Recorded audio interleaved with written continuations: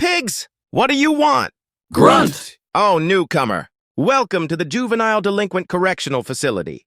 Let me tell you about the daily routine. We hit you, you change your clothes, we hit again, the shower and beat you again, you eat, we beat, shit and wipe your hands, again we bullying you and stand down. You understand? I hope you've learned everything and don't hope for an easy time out. You son of a... The camera flashes were blinding and there were too many reporters. It's time to announce the results. 87.5%, which is the incredible support that the President of Education received in the election. Han Mansu has been elected president, and his address to the public will begin any minute now. Honorable citizens, I am standing here in this place because I am concerned about the youth, who are the future of this country, said the newly elected president. He worked as a teacher for a long time and lived his life thinking about what is really the best way for children. The thing that the president regretted most was that in the past, there was no system of proper child rearing. In one school, not all high school students listened to the teacher. One of the young men thought it was more interesting to listen to music than to the teacher's boring talk. The student's behavior did not go unnoticed, and the teacher called the boy by name, Lee Yosef, trying to attract the attention of the defiant. The man tore the headphones off the young man's head with a sharp movement and repeated his remark. The teacher lost his temper, decided to punish the student, and ordered his mother to come to school. This demand of the teacher made Lee Yosef very angry. He could not control his emotions. Rage gripped the student, and he clutched a ballpoint pen in his hand. What happened the next moment shocked everyone in the classroom.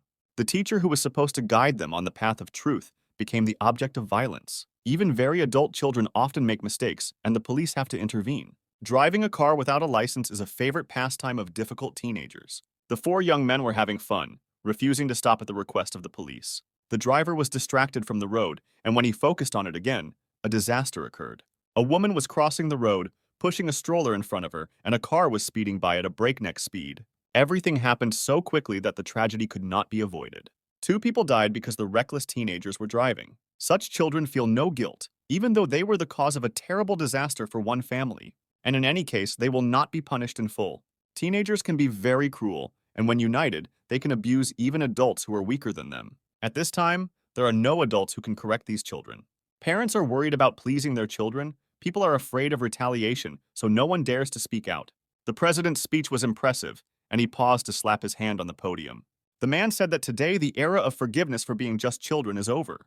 The president promised the public that there would be no more lenient punishments for teenagers, and he proposed to repeal the law on the protection of minors. This law has been very problematic so far, but the previous government did not pay attention to it. If a child has committed a crime, he or she will undergo rehabilitation training. When the decision is made that their education is complete, these children will return to society as new people. The president considered this a new era for the law on the protection of minors. Now it will be called the Law on Rehabilitation and Re-Education. Journalists were stunned by the president's statements. The politician was convinced that if children disobeyed, they should be punished.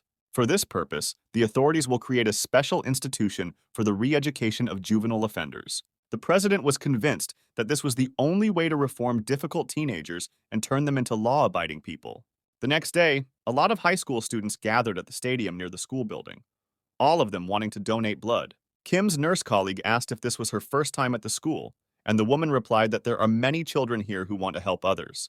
She noticed that there were several times more donors than at the other school. Kim thought it was quite strange, because most young people don't even look at blood donation nowadays, and her friend agreed with her. There was a quarrel in the line. Someone was unhappy that they would have to wait a long time to do the same thing. It seems that the students are here for a reason, because if they show a certificate of blood donation, they will receive 5,000 won. The teenagers were irritated, and everyone wanted to get it done on time. One young man, who had a long line of people waiting to see him, offered to exchange a 5,000 won coupon plus a blood donation certificate for 10,000 won. The guy came up with a business where people bought a 5,001 coupon for 10,000 won. The hero did it for a reason. He pursued a specific goal. The young man wanted to get as many blood donation certificates as possible. The hidden cost of this document is approximately 12,000 won, and if you put up a certificate for 10,000 won, you will immediately receive dozens of messages from people who need transfusions. Before he came up with this business, he wondered why no one was doing it and realized that it was a crime. But this fact did not stop him. But the young man made this decision before the new law came into force. He believed that even if he was caught, he would only receive a warning. Violence, theft, fraud, prostitution, and even murder, whether it is normal for juvenile delinquency to go too far. Even violent crimes are not punished sufficiently. Counting today's profits, the hero was disappointed. 600,000 won, which is less than last month. In an incident without injuries, no one will report to the police. But even in such an ordinary case as fraud, one cannot be sure of impunity.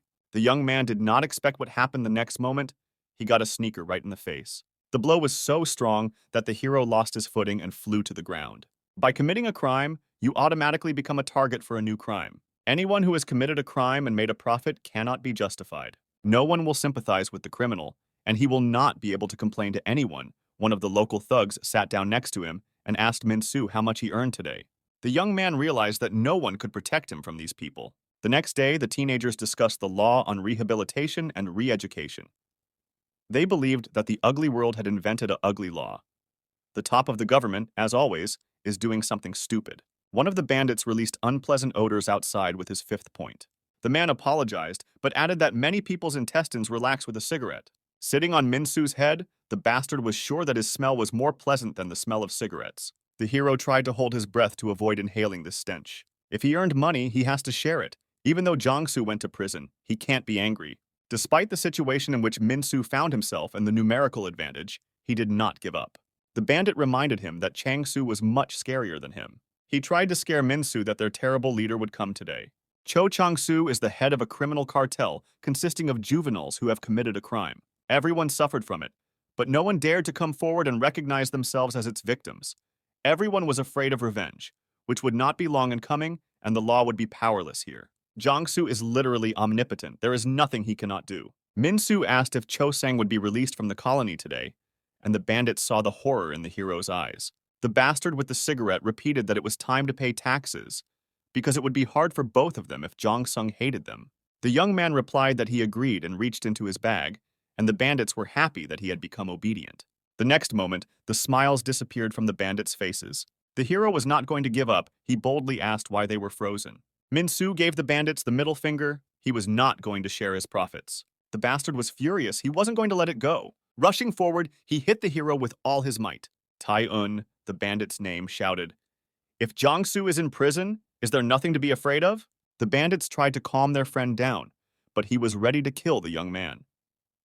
He was told that if he did not calm down, he would also be sent to a correctional facility. Un replied that he would not be intimidated by this. He would do his time and get out. The man exclaimed he would make Min-soo shake with terror every time they met. He swung his shovel but did not have time to strike. He was attacked from behind. The other bandits froze in their tracks, as they had not expected such a turn of events. All he could see was a large soul. One of Min's eyes swam, and with his other sighted eye he watched his rescuer's actions in amazement. He was a handsome, tall young man in a suit, and he took off his glasses, ready to fight back. He sat down next to the hero and asked how he was feeling.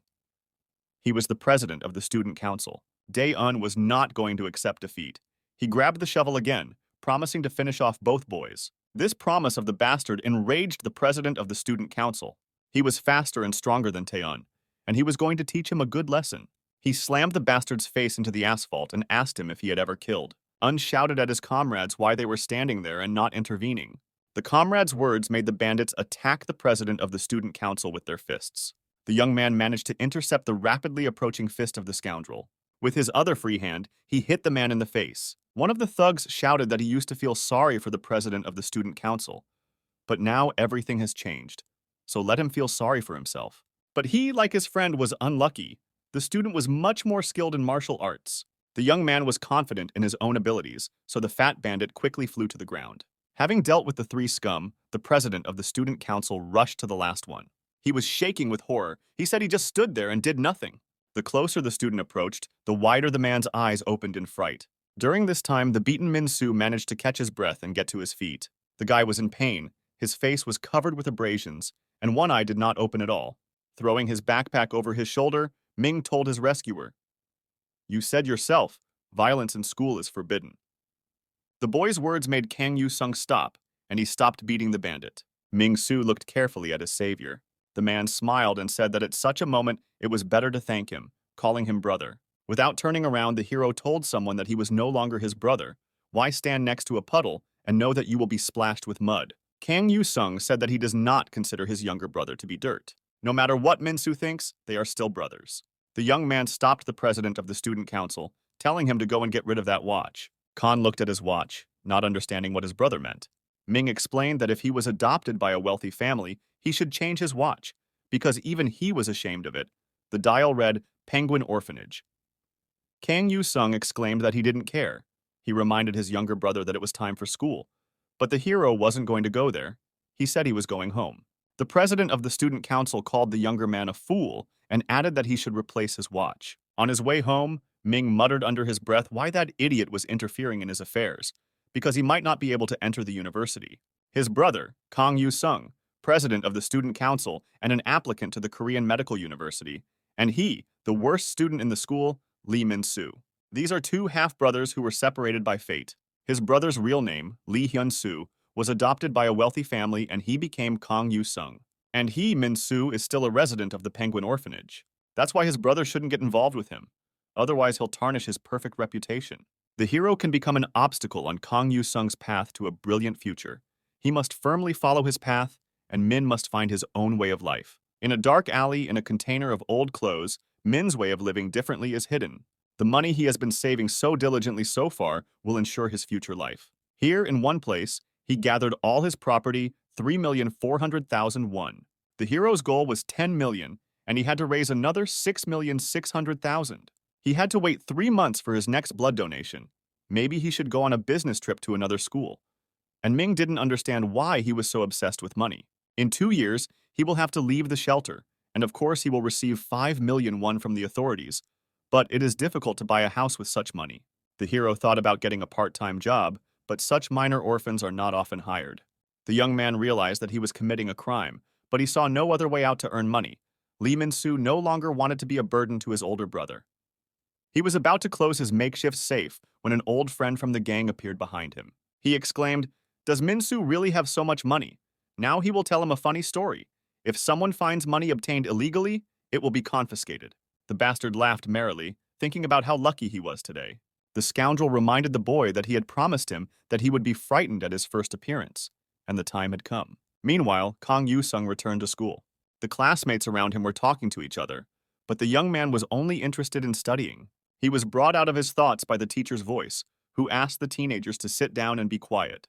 The teacher said that Chon Sum, who had served his sentence there, had returned from the colony, and the principal concluded that he had repented and that his classmates would help him get used to school life.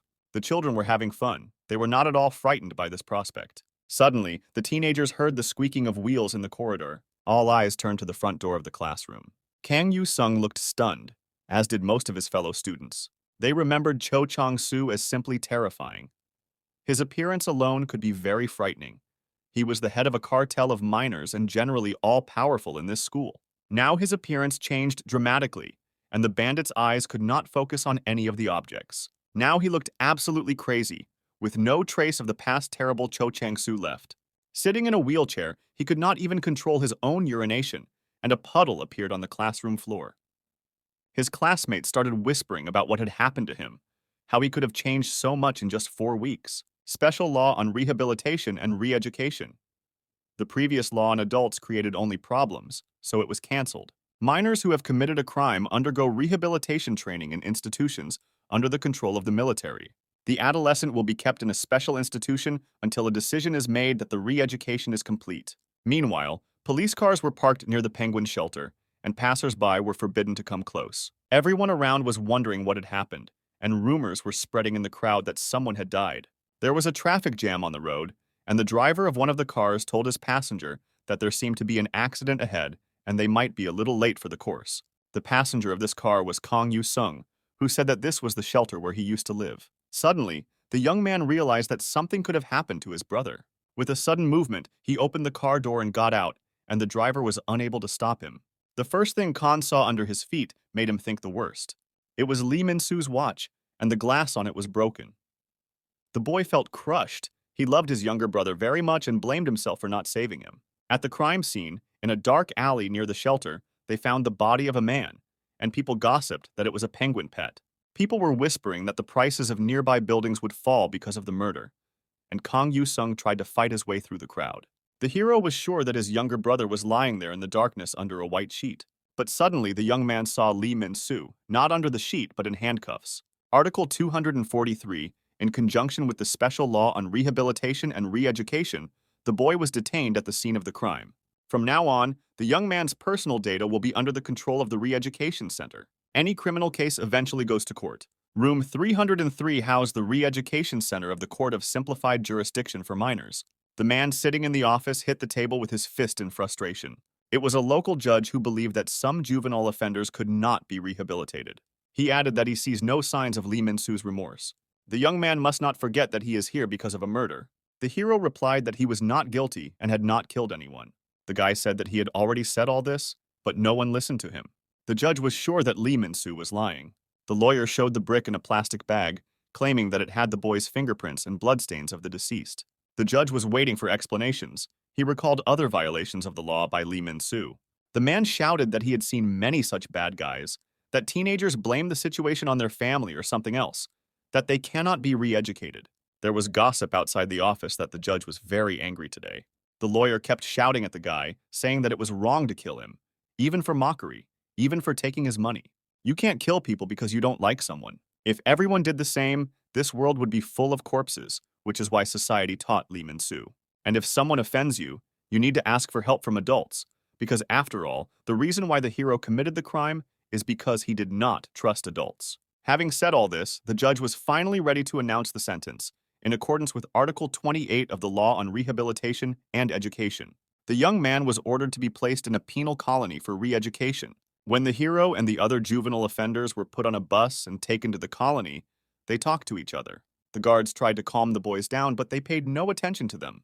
The criminals asked when they would finally reach their destination, and were told that they had only a short drive to go. A few more minutes passed, and the bus with the prisoners finally reached the public center for the re-education of juvenile delinquents. The guys were stunned by the appearance of the facility where they were brought. It looked like a real prison. As soon as they arrived on the territory, the new inmates noticed the prisoners who were already there working with shovels.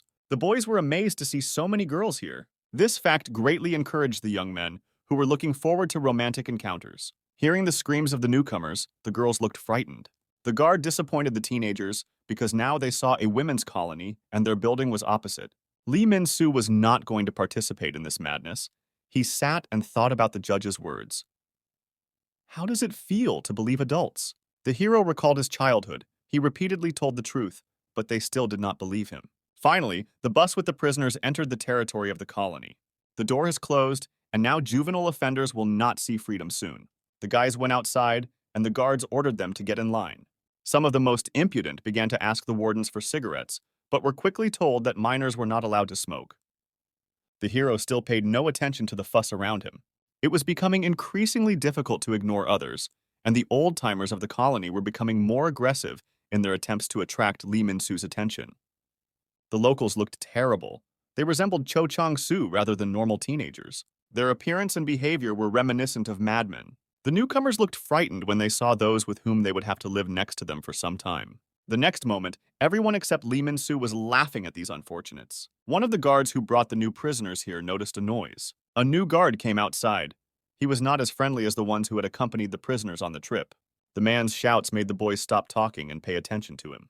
The group of them, who had been here for a long time, immediately lined up, their faces and bodies covered with abundant fruit, and a red letter was visible on each of their chests. The guard called them to salute the head of the colony. The prisoners obeyed the orders of this warden immediately. Those who had just arrived in the colony were amazed at the behavior of the old-timers. They could not imagine how they could break the insolent here. At that moment, the one whom everyone was waiting for, the head of the institution, finally appeared outside the colony. The newcomers whispered among themselves whether they should do it too. The local owner looked smug and confident in his power. The head of the colony said only one word. "Stick it in!" The new guys here laughed at this team. They did not understand what this man was saying. But the next moment they realized what was going on, the old-timers of the colony stuck their heads in the ground. The guys were stunned by this picture. How could it be possible? Do they not know about the rights of minors? The head of the colony said, looking at the new arrivals, that today only insects arrived. The local natives, still standing in strange positions, grunted loudly. The manager commanded his subordinates, "I give you 10 minutes to turn this garbage into livestock." One of the most arrogant newcomers shouted who he was calling garbage. But before he could even finish speaking, he received a powerful punch right in the face. The other guys were stunned by this turn of events. They were not given time to shrink back, as the blows fell like a hailstorm on everyone. All the prisoners who managed to spend some time in this colony eventually became like zombies. They did not contradict the words of the colony head. Lee Min-soo and everyone else who had just arrived looked scared when they saw these robots. One by one, they were hit and fell to the ground. A moment later, all the newcomers were lying motionless, having been hit hard. The director, who called the juvenile offenders pigs, said that he really liked their behavior. Now they were not pigs but slaves, and from that moment on he allowed them to talk like people. The old-timers of the colony were very happy about this fact because they were tired of grunting. Lee Min-soo was lying on the ground, wondering what the hell was going on. The hero thought that it was better to die in this fight than to live in this colony. The young man decided to pretend that he had fainted and sniff around. The other guys were trying to escape, begging their pursuers to stop, and Lin W was sure that if they ran and screamed, they would become easy prey. The young men tried to find protection from the guards, but they said they were not allowed to come here. The hero was surprised by the guard's smile. If he really wanted to help, he could have done something. The frightened juvenile criminals did not stop, but the first ones immediately received batons to the head. The man thought the teenagers were carrying garbage and yelled at them to stay away. 3 guards ruthlessly beat one guy. Lee Min-soo decided that this was the starting point of his future, and he lay face down on the ground, noticing every detail of the fight. The hero concluded that this was not real violence with the intent to kill, because the guards were not going to become murderers, and neither was he. Suddenly, the young man heard the voice of the colony director right above his head, and he called him cunning. The man said that the young man had come recently and should have been confused, but he thought of using this trick. Li Ming tried to apologize, but the man put his foot on his head, saying that there was nothing to apologize for. He liked such clever little rats. The head of the colony said that he would now call him a rat to make him laugh. He demanded that the boy make sounds resembling a rat's squeak. The subordinates reported to the commander that the new participants were completely undressed. The beaten and naked young men looked very scared. Lin Min-soo's clothes were also taken off, and the hero was lying on the ground in his underwear. The head of the colony ordered his subordinates to start branding new prisoners. Meanwhile, Lee's older brother Min-sung had other things on his mind. Kang Yu-sung came to the house and pressed the intercom for us. He didn't get an answer, so he decided that no one was home. The guy looked at his watch. It was 2 p.m., a great time to be empty. Once inside the entrance, Khan pulled out a pair of scissors from his jacket pocket. Holding the door handle with one hand, he tried to use scissors to open the lock. He did it quickly enough and was opening the door in a moment. When Kong was still a young Lee Hyun-soo, he and his younger brother often broke into houses. Min-soo watched in the hallway while his older brother robbed, taking whatever could bring money. That was until the brothers were caught by the police, and they ended up in an orphanage. After those days, Kang Yu-sung didn't think he'd have to do it again. But this time, he's not here to rob, he's here to learn something. His younger brother is in a juvenile detention center, and he has to save him. Upon entering the bedroom, the young man was stunned by what he saw. The man was tied to the bed by his hands. Kong ended up in the house of the former leader of a teenage crime cartel, Cho Chang-soo. He looked as crazy as the day he returned to school from the colony. The hero was amazed that such an educational colony could turn a gangster into such a vegetable. The young man had heard that Cho Chang had fallen from a height and injured his head, but his body showed no injuries, and Kong wanted to know what really happened. There were times when even the police avoided meeting with the leader of juvenile delinquents. But now he is in such a miserable condition. It cannot be the result of a simple head injury. Someone has worked on him hard. The madman continued to mumble, and Kang tried to bring Cho to his senses, as he needed information. He was in the colony for only 4 weeks, and it is unknown when Lee Min-soo will be released. The student ordered the bandit to get ready and answer the questions. But Cho Chang-soo continued to talk nonsense. The hero was upset because he realized that he had wasted his precious time. Suddenly, something on the unfortunate man's body caught the guy's attention. He saw a red mark on Cho's chest and wondered what it was. It was a stigma that every inmate of a juvenile correctional facility received. Some young men had a large red letter B on their chests. All the new arrivals had already received their letters. They were sitting on their knees right on the street, waiting for the colony director's orders. Letters denoted the classification of crimes committed by the perpetrators. For example, theft or material damage is a letter C. Looking through his notes, the head of the colony concluded that this time only boring trash had arrived. Suddenly, the man shouted that he had found an interesting option after all.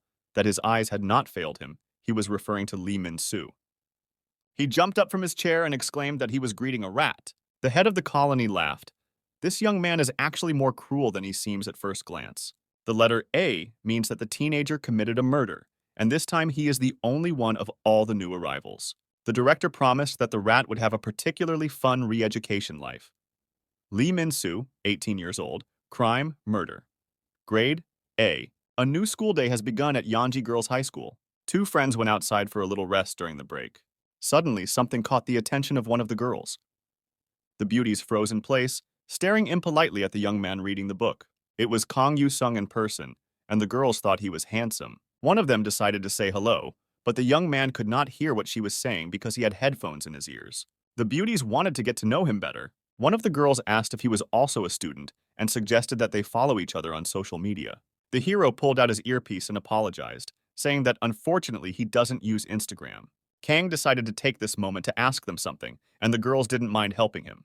He managed to say that there was one person he was looking for. His name was Ka Se-min. As soon as the young man said the name, the girls pointed somewhere in the direction. Looking there, Kang Yu-sung was stunned by the beauty of the woman. He was interested in this particular girl because she had recently been released from a penal colony and could share important information. The girls looked scared. They thought Ka Se-min was crazy, and they didn't want her to notice them. The hero went straight to the juvenile delinquent, and his actions stunned the beauties. The boy and the girl stopped. They looked into each other's eyes in silence. Ka Se-min made a bubble out of chewing gum and asked him what he wanted. Khan honestly said that he wanted to know everything about the penal colony. The girl didn't want to talk about it, so she said, "Fuck off!" and walked away. Ka Se-min was not going to stop, but Kang Yu-sung was used to achieving his goals. The hero decided that he should tell the truth about why he needed this information. The young man honestly admitted that his younger brother was in the penal colony. This truthful confession made the girl stop. But only for a moment, Ka Se-min said nothing and moved on. The hero was upset when he realized that he had asked too openly. Next time, you need to use a different method. Suddenly, Kang Yu-sung heard the girl calling him. The next moment, a motorcycle helmet flew into his hands. The guy's reaction was fine. He managed to catch it. Ka Se-min invited him to sit behind her on a motorcycle. The girl thought that this was not the right place for such a conversation. As soon as the hero got on the motorcycle, it took off. Over the sound of the wind, Kang asked Ka Se-min why she decided to talk to him, and the beauty replied that her younger brother was still there. The young man asked the Rehabilitation and Re-education Center what kind of place it was. He couldn't see the girl's face now, but it suddenly became very sad, and Ka Se-min replied, "It's a real hell there." Meanwhile, the colony was going through a hard training session that lasted for 3 hours in a row, and the director was not going to stop. He said it was time to move on to the next training session. Lee Min-soo could barely stand on his feet. He was not used to such exertion. The head of the colony ordered him to start jumping with lunges, at which point he heard grunts from all sides, and the hero had to squeal like a rat. The guards were having fun watching the torment of the teenagers. Ming thought it was not just a mockery, but a real torment. There was only one thought in the young man's head. When will it end? The guys around them kept lunging and grunting like pigs. The head of the colony was happy listening to the sounds of the animals. One of the guys couldn't stand the load and fell down. The guards tried to make him get up. One of them shouted, "There's a straggler! The training starts over!" The young man was dragging his feet, begging the guards to stop, because he had a stomachache and needed to go to the toilet. People made fun of him, saying that he couldn't even stand it. But when he first arrived, he pretended to be very strong. Suddenly, the guards stopped, and they heard the voice of the director standing right next to them. The man said, "Are you beating him so hard just because the boy wants to go to the bathroom? Aren't you ashamed of yourselves?" The young man looked up. Now he considered the head of the colony his savior. He must have been holding back, and only now, when the pain became unbearable, did he dare to speak. The man stretched out his hand to the boy, as if to help him get up from the ground. The director asked the other newcomers who else wanted to go to the bathroom. Many of the gullible young men shouted that they also wanted to go to the bathroom. But Lee Min-soo was smarter. The hero thought in the beginning the principal treated them like garbage, but now it has changed. The guards ordered everyone who wanted to use the restroom to stand in a single line. If they don't go to the win now, they won't be able to use the restroom until the end of the training. Lee wondered if they would really be sent to the restroom, and the rest of them would continue training. If that was the case, it would be unfair, and everyone would pretend to have stomach aches. The hero heard people in the line talking about how they could stall, and the training would end without them. Lee Min-soo considered everything that was happening now to be very suspicious. The director asked if there were any animals who wanted to leave the queue. A rare chance, the young man thought. Are they going to send me to the toilet that easily? Sincere kindness is like the fruit of an unknown tree in the mountains. Ming believed that the more tempting and sweet it looked, the more dangerous it could be if eaten without thinking. The hero made the decision that seemed to him the only right one at the time. The young man raised his hand and squeaked like a rat, drawing the director's attention to himself. He knew that he had to be careful in such a place. The guard shouted, addressing Lee Min-soo. The boy continued to squeak and was ordered to speak in a human way. The young man said that his stomach no longer hurt. He wanted to return to training. His words angered the guard, who wondered if the juvenile offender thought he was in a kindergarten, and the man's hands were around the boy's neck. The hero could barely speak, but he apologized to the guard. The man threw Mina out of the lineup, saying he would follow him. The other young men in the line thought Lee was strange if he decided to return to grueling training. The hero thought, here they are treated like animals, but they are allowed to use the restroom. It is really very strange. One of the guards shouted for all those who wanted to go to the toilet to gather. The director of the colony was smiling. He said that it was right that people and animals should meet their needs. He added that he let them rest for 30 minutes. They were very jealous of the others for continuing to train. The young men in the line considered those who continued to train to be fools. The next moment, the principal ordered those who were not going to the restroom to stop training.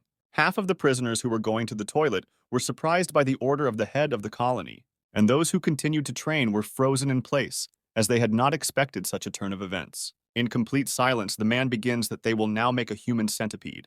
Lee Min-soo was stunned by this news. He lacked the imagination to understand what was about to happen. The millipede is an animal belonging to the class of millipedes. It unites 4 classes of terrestrial arthropods. 15 pairs of legs is the standard, the largest number, up to 177 pairs. This creature is lower than humans and animals. The guard ordered the prisoners to put their faces in the ass of the person in front of them, put their feet on the shoulders of the person behind them, lift themselves up on their hands, and endure. And if someone falls, the time will continue. The boys were called lower beings who could not even control their own feces. For people like them, going to the restroom is a luxury they don't deserve. The cruel director of the colony ordered the millipedes to do their dirty work because he had prepared everything and made a toilet for them. The man kept kicking the boys in the stomach, one after another. It was an incredible test. The boys could barely hold on. The boys continued to be beaten, demanding that they go to the toilet in this way. One of the guards pointed a hose with ice water at the prisoners. All the others joined him, watering the exhausted juvenile criminals abundantly. The guys who used to behave like beasts, who were not afraid of anything in this world only 3 hours ago, have now become completely different. Now they were obedient animals, waiting for their master's orders. They understand only force, and they are frightened of being beaten again. Suddenly, the gramophones, which were fixed on a tall pole in the middle of the yard, sounded the signal to end the training. The director was disappointed that it was over so quickly, but he ordered the prisoners to go inside. The man told the guards that it was time to feed the animals. The cruel head of the academy went to his office. The prisoners saw a building in front of them with the inscription, Dining Room. After receiving the tray of food, Lee Min-soo was stunned by his lunch. A sad sight. The hero thought that this was food, but after such grueling training, it would not be enough to restore his strength. The guy was surprised by another unfair moment in this room. Lee didn't understand why they were the only ones who ate sitting on the floor. Were they really considered animals here? Could they at least have been given a spoon? Suddenly, the guard shouted, ordering the prisoners to sing a song of gratitude. Of course, the newcomers did not know the words to this song. He repeated his order to the audience, demanding that they sing. Those prisoners who had been here for a long time started singing. We are not people. We are dogs and pigs. We eat what we are given, do what we are told, rejoice when they scold us, rejoice when they beat us. The hero was stunned by the words of this song. This colony is really a real hell. The young man looked at the frame on the wall, where the words of this terrible song were written. Li Ming still couldn't believe that they were all considered animals here. But the guy had no choice. He was no match for a soldier in the field. His hand went down into the bowl of rice. He took the food into his palm and put it to his mouth, deciding that he could take it all and not go crazy. A little cunning and patience, and he will definitely get out of here. Meanwhile, Kasemin brought Kang Yu-sung to a quiet place to talk. It turned out that the girl had chosen this place for a reason. The view from the bridge was spectacular. The former prisoner explained that they were looking at a rehabilitation and re-education center, and they could see it from here. Kang was surprised that the colony was visible from here. He had a lot of questions for Kasemin. The beauty explained that she comes every day to remember her younger brother. The hero replied that his brother was still on trial and would probably be sent there soon. Khan asked if the girl really thought that place was hell. She replied that maybe hell was even better. The colony was not meant for human life. Kasemin admitted that every day she has nightmares about working in that place, and she can't sleep without sleeping pills. The beautiful woman was surprised to hear that he was so concerned about his brother that he had even come to her. The hero replied that it was his mother's last request to protect his younger brother, but he could not fulfill it. That's why he's here before it's too late, and we need to do something. The young man said that among those released from the colony, Kasemin is the only one who is fine. The girl realized that he wanted to hear a story about how to survive in a correctional facility. Khan wanted to hear a way to get out of this hell unscathed. Instead of answering, the beauty stuck out her tongue and made crazy eyes. She was pretending so she was able to save herself. Khan didn't believe it. He thought the girl was joking. She'd better be honest. The beauty realized that she had upset the guy. But Kasemin was not joking at all. Only cunning will help you survive in hell. It turned out that the girl's hair was not real. She showed scars on her head. Lee Min-soo's older brother was stunned by this revelation. He could not believe that real horrors were happening in the colony. The beauty said that they had gathered psychopaths from all over the country. She lost her temper for a moment, and a fight broke out. There are so many idiots around, it's hard to imagine who knew that oil would be poured on her head. The hero apologized that the girl had to remember such things. He couldn't even imagine that she had been through such a thing, so he said she shouldn't say anything else. But the beauty did not stop. She said that because she managed to imitate a madwoman, she was released earlier. Kasemin saw that her new acquaintance was upset, and she threatened that if he felt sorry for her, he would get it. The hero asked the girl to remove her leg. He was very serious. The beauty was ready to continue her story about the order in the colony. After the admission ceremony, the boys and girls take a shower and eat. Everyone wears a uniform so as not to stand out from the crowd of prisoners. There is no individuality in the colony. In case of an escape attempt, everyone wears a collar with a built-in GPS beacon. After changing clothes, Li Ming touched his neck. He didn't know what it was yet. The guard ordered the recruits not to turn anywhere and to follow him, and they grunted in agreement. After the items are distributed, the prisoners are taken to their cells. Juvenile offenders are classified according to the crime committed. Cameras are categorized by crime, for example. The letter E means assault, D means drugs, and C means theft and fraud. Kasemin was in cell B, a special robbery. Judging by the article under which Khan's younger brother was convicted, he ended up in cell A. Only those criminals who have committed murder serve their sentences here. When the cell door closed behind Lee Min-soo, the young man was left face to face with the real killers. The hero realized at first sight that he would not find friends here. For some time, silence reigned in the cell, and the prisoners looked at each other carefully. Those who had been in the colony for a long time were looking at the newcomer. One young man was sitting in the center of the cell. I think he was in charge. Lee thought, is the silence a game of nerves he can't lose? Suddenly, one of the prisoners shouted, "You rude asshole! Don't you know you have to introduce yourself? What is your name? Where are you from? And what did you do?" The hero realized that after playing on his nerves, they were collecting information about the newcomer's weaknesses. Li Ming said his name, explained that he was from the Penguin Orphanage, and studied at the Sonrak School. One of the prisoners laughed, wondering if the orphanage graduate was among the colony's elite. It turned out that some of the inhabitants of this cell had heard of the Sonrak School and remembered Cho Chang-soo. The head of this cell asked the guy why he was in a re-education facility. After all, if he got into room A, he did something really bad. Only now did Lee Min-soo realize who was in charge. The hero honestly said that he was imprisoned for murder. This confession shocked his cellmates. The guys looked at each other, wondering if the real killer had finally gotten here, or if this squishy guy was lying. The young man noticed the surprise on the faces of his cellmates. He thought he was among similar types, but it seems murder is the worst crime. Is it really possible that even the gravity of a crime can help you gain power here? Suddenly, one of the criminals turned disdainfully to the one whom Lee had initially taken to be in charge. Now it became clear that the young man was the weakest here, but Li Ming was wrong. He turned his gaze to the chair where the dark-haired man was sitting. It turned out that it was not a piece of furniture, but a young man standing on a bridge. He could barely hold on, his features sharpened, and with the last of his strength he barked like a dog. He was forbidden to speak in a human way and was constantly beaten. It was a miserable existence. One of the cellmates was shouting. Did the chair think that he would remove the label of the smallest? But nothing happened. Maybe he wanted to fight with the killer. Li Ming came to the conclusion that whether you are weak on the outside or on the inside, you will be bullied. He recalled his own problems caused by local bandits. The young man decided that he would rather be a murderer than allow himself to be bullied for his weakness.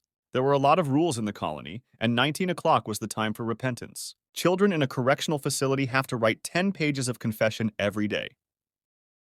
Lee Min-soo had no idea what to write because he hadn't killed anyone. He tried to ignore what was happening around him in his cell. His neighbors tried to play baseball with sheets of paper. One of them shouted that he used to play on the team. Another said that he had been sent to the colony for beating a younger comrade. Lee asked why they didn't write letters of remorse. One of the criminals was surprised to ask why they had to write it at all. Poppy will write everything for them anyway, as they called the smallest guy in their cell. Lee was also advised to hand over her letters of remorse. Poppy would end it all. The hero asked what Poppy was and why he got up and stopped writing. The unfortunate young man said that he had to go to the bathroom. He was allowed to go to the wind, but was again forbidden to speak in a human way. Lee Min-soo was once again convinced that I do not pay any attention to human rights here. Everyone around us is a spectator who trains the animals. The blonde young man in the cell was considered a puppy and called Poppy, like a dog. Therefore, in places where there are no spectators, a real struggle for survival among animals unfolds. No one will protect you if you are weak, you will be attacked. His cellmates demanded that he behave like a dog. To survive, you need to become stronger or pretend to be strong. The bandits followed the young man to the restroom and demanded that Poppy do his business like a puppy. The boy realized that it was useless to argue, so he did as they wanted. If you are weak, you will become a pet of the strong. At 20 o'clock, it was time to take a shower. There were no separate stalls in the colony. All the boys showered together. Only 3 minutes are allotted for a person's skin, and they need to wash using only soap and water. Lee Min-soo looked at the small washcloth in his hand. It was covered with hair. The hero thought that at least 50 people were washing with this soap, and that they could catch an infection. At 21 o'clock, the roll call before curfew begins. All the prisoners were sitting on their knees and taking turns calling out numbers. Lee Ming called out number 5, followed by Poppy. The puppy was forbidden to speak human language, so instead of a number, he said, "Woof." The hero was amazed by the unfortunate man's action, and he was terrified to see how the guards would react. The man swung silently, and in a moment Poppy would be in trouble. The blow hit him right on the head. It could have broken his skull. The unfortunate man received blow after blow. The guard knew his business. The boy could not hold back his tears. He was in great pain. After the prisoners are checked before going to bed, it is time for curfew. At 22 o'clock, the lights are turned off. It's the end of the day. Everyone should be asleep. Li Ming could not sleep. He looked up at the ceiling and heard a soft cry. The hero was silent. He did not know how to encourage this kid. One of my cellmates asked who was whining like a human being.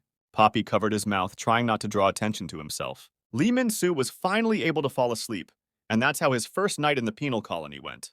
The prisoner's morning started at 5:30 a.m. with cleaning and morning roll call. After making the bed, the boys washed the floor, and Lee did it together with the poor blonde. Morning in the colony begins before dawn. At 6 o'clock, breakfast is served in each cell. After the morning roll call, the food distribution begins, and plates are passed through a hole under the door. His cellmates gathered around a small table. Li Ming asked the others why they didn't eat breakfast in the dining room. He was told that he was left to train outdoors during the day, so lunch is outside. The hero asked where Poppy had gone and why he wasn't having breakfast. The guy was waiting for an answer, but his cellmates looked down and remained silent. Finally, one of them said that the young man was downstairs, holding the table. Poppy was yelled at because he was standing unevenly and spilled someone's soup. It was impossible to endure such mockery and not go crazy. Li Ming told the others that the young man needed to be fed. The two prisoners laughed and asked why he was worried. They were friends, so they cared about Poppy very much. They said they personally cooked the dog's food and collected all the leftovers. This is how the dog's food is prepared, and it's time for Poppy to have breakfast. The hero was stunned by what he heard. It was just the height of mockery. The stray dog said that this way they have no waste. The dog was salivating from such deliciousness. The young man looked at the disgusting remains in fear. No matter how hungry and tired he was, it took a lot of effort to force himself to eat it. Poppy closed his eyes and lowered his head to his plate. Lee Min-soo couldn't take this abuse anymore. He kicked the table lid off and told the kid not to eat it. His cellmates did not expect such an act from the newcomer. The hero seriously asked the frightened blonde if he was really a dog. The boy looked at Lee with big eyes, not daring to say a word. Suddenly, from the dark corner of the cell, I heard the voice of the boss. Didn't the killer know that this place has its own hierarchy and rules? And if you come late, you have to obey. And if there is no newcomer left, let him become the leader by winning the fight. He then added that Lee must first defeat Poppy. If he loses, he will become the new puppy of their camera. The hero said, "Damn game of hierarchy." Lee Min-soo called all those present damn children. He added, "Enough is enough. Those who got into the colony because of their joints cannot get rid of their hooliganism." But then the unthinkable happened. Poppy, whom Lee was trying to protect, attacked him first and without warning. Everyone present began to cheer for the kid. They shouted that he was a real madman. Suddenly, someone shouted that the killer had better defend himself, otherwise he would really become the new Poppy. The young man realized that if he lost here, he would be mixed with the dirt. The blonde continued to beat him, but tears appeared on the teenager's face. He was hitting and apologizing at the same time. Meanwhile, Kang Yu-sung decided to visit the orphanage where he spent his childhood. When the young man was inside, memories came flooding back. The director of the school was delighted to see such a guest. She asked the boy if he was going to enroll tomorrow and if he had remembered to bring everything he needed. Kang held a toy penguin in his hand. He explained that it was his younger brother's treasure. The woman recalled that these two were the most problematic children in their shelter. Especially Yu-sung, who used to beat the neighborhood children as if he were catching rats. The young man smiled, as if he really was. The director asked him if he didn't remember that the children were so afraid of him that they didn't even come near the shelter. Kang Yu-sung replied that the director was very wrong about this. Lee was still lying on the floor, covering his head with his hands from the blonde's blows. Poppy kept hitting his defender and shouting words of apology. The young man stood up for himself.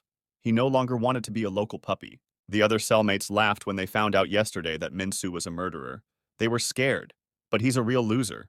The bald man started mocking Lee. He said that's why his parents abandoned him. Now he's the new Poppy. At that moment, the hero got tired of being beaten, and the bald man received a strong punch in the jaw. The blonde froze in place. He did not expect this from his defender. Everyone in the cell froze with their mouths open. The current leader of this gang looked dazed. Lee's madness came out. He was not going to take it anymore. The hero said, "From now on, I will turn everyone into puppies." His older brother believed that if Ming went crazy, no one could stop him. Another roommate received the next blow. The young man shouted that now they would be Poppy themselves.